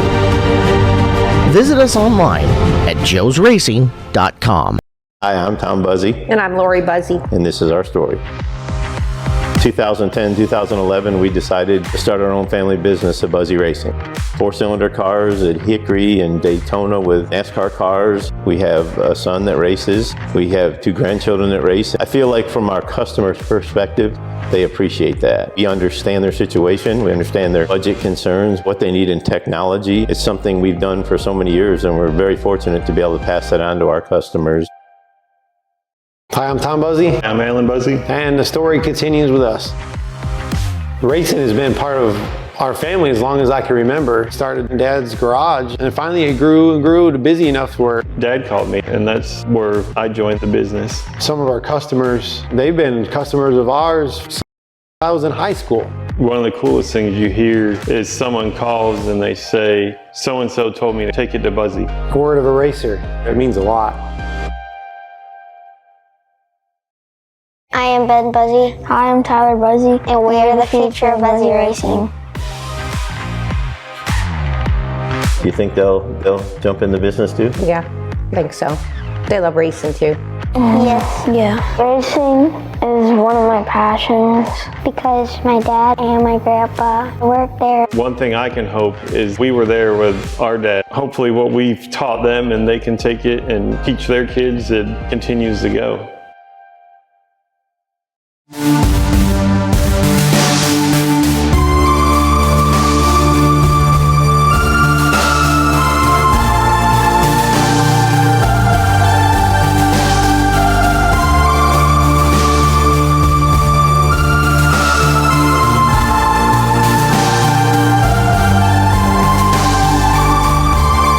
Racers that win, pour it in, and we appreciate you.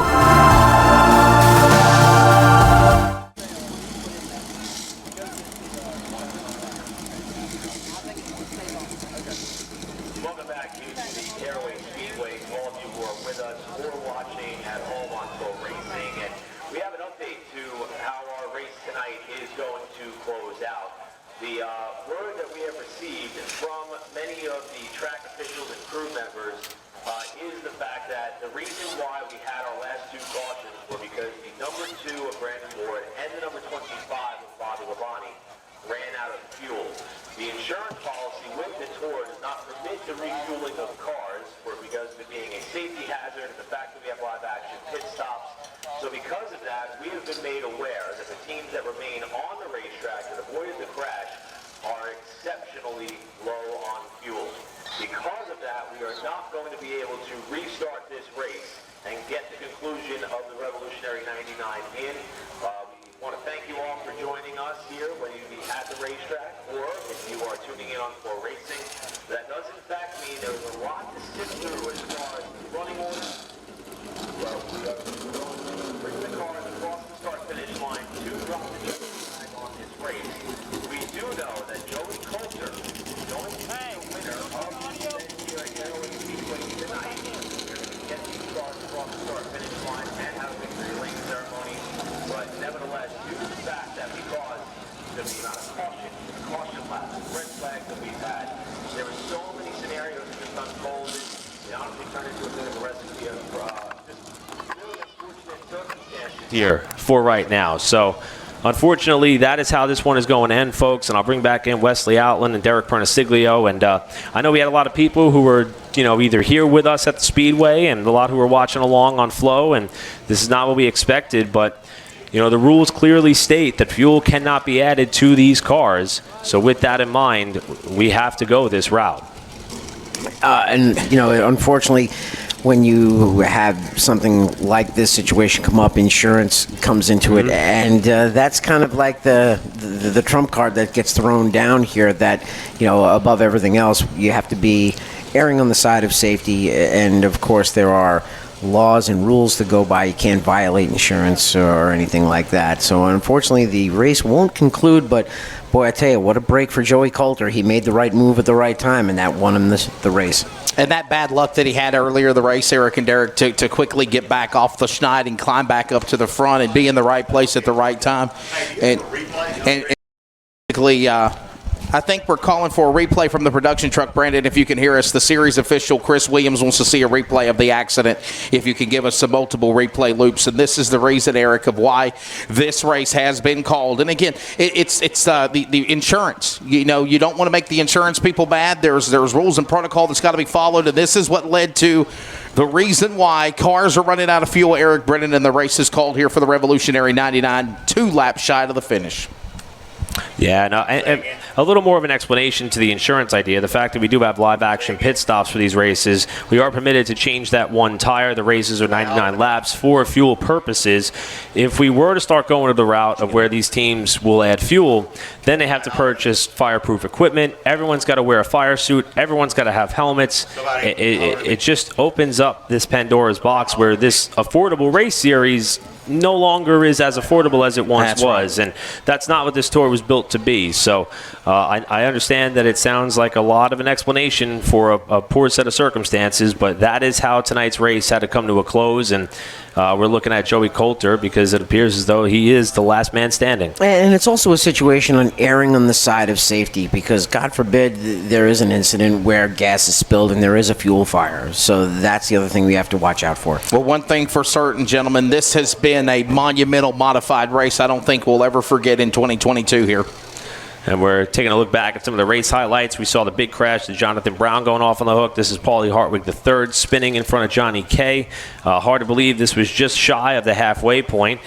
This is the restart that we thought could be a race-winning move for Brandon Ward, who threaded the needle up through the middle, gets by Anthony Bello off of turn 2, going from 4th to 1st as they exited the back straightaway. And about a lap later, we'll see Jason Poole's night come to an end when they come out of turn number 2. This is the aftermath of the big crash that took place there.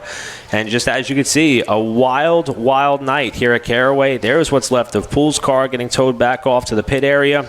And the carnage continued. We did have great racing all the way throughout.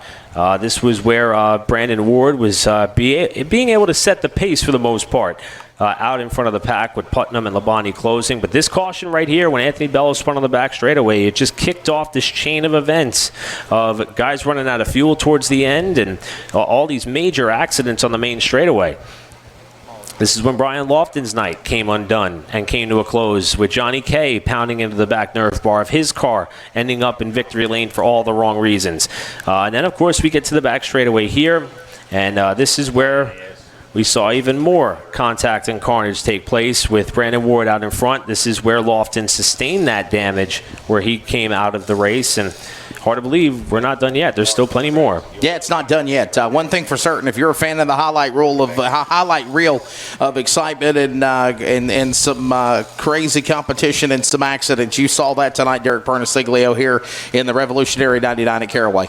Yeah, you definitely did. But the funny thing is that you usually see this type of characteristic out of sprint car and midget racing when they run just enough fuel in the cars. That's right. Because they're weight conscious in this, and probably in this too. They thought 99 laps would be more than enough time, but too many cautions. They may have started with a light load, and that's what happens. Boy, Doza came in there and gave Johnny K a shot. This was the final caution of the race. Coulter's able to break free. Caleb Hetty's second. And I believe Dennis Holdren was third, but my goodness, I am glad that Brian Doza is in fact okay. For people who may be trying to cross the racetrack here, we do still have cars on the track, and we got to get them back around on the main straightaway. But as you can see, our race winner tonight is going to be that of Joey Coulter on what it was a memorable Revolutionary 99 here at Caraway. Yeah, you know, Eric, basically what we've been told from race control is basically they're going to clean up the accident. There is still massive cleanup going on here, a plethora of activity on the front straightaway. Once we get that all cleared up, then they're going to fire the modifieds, and they're going to bring the modifieds past the start-finish line, and then the checker flag will officially fall on this race, of course. And I think that's also to try to make sure timing and scoring's updated and everything. Volume-wise, give me a microphone. No flow feet, no gyro feet, no nothing. For those of you watching along on Flow Racing, we want to thank you all for tuning in with us here. We're hoping to get a word with Joey Coulter. Not quite sure when that's going to be, so we're going to sign off for now.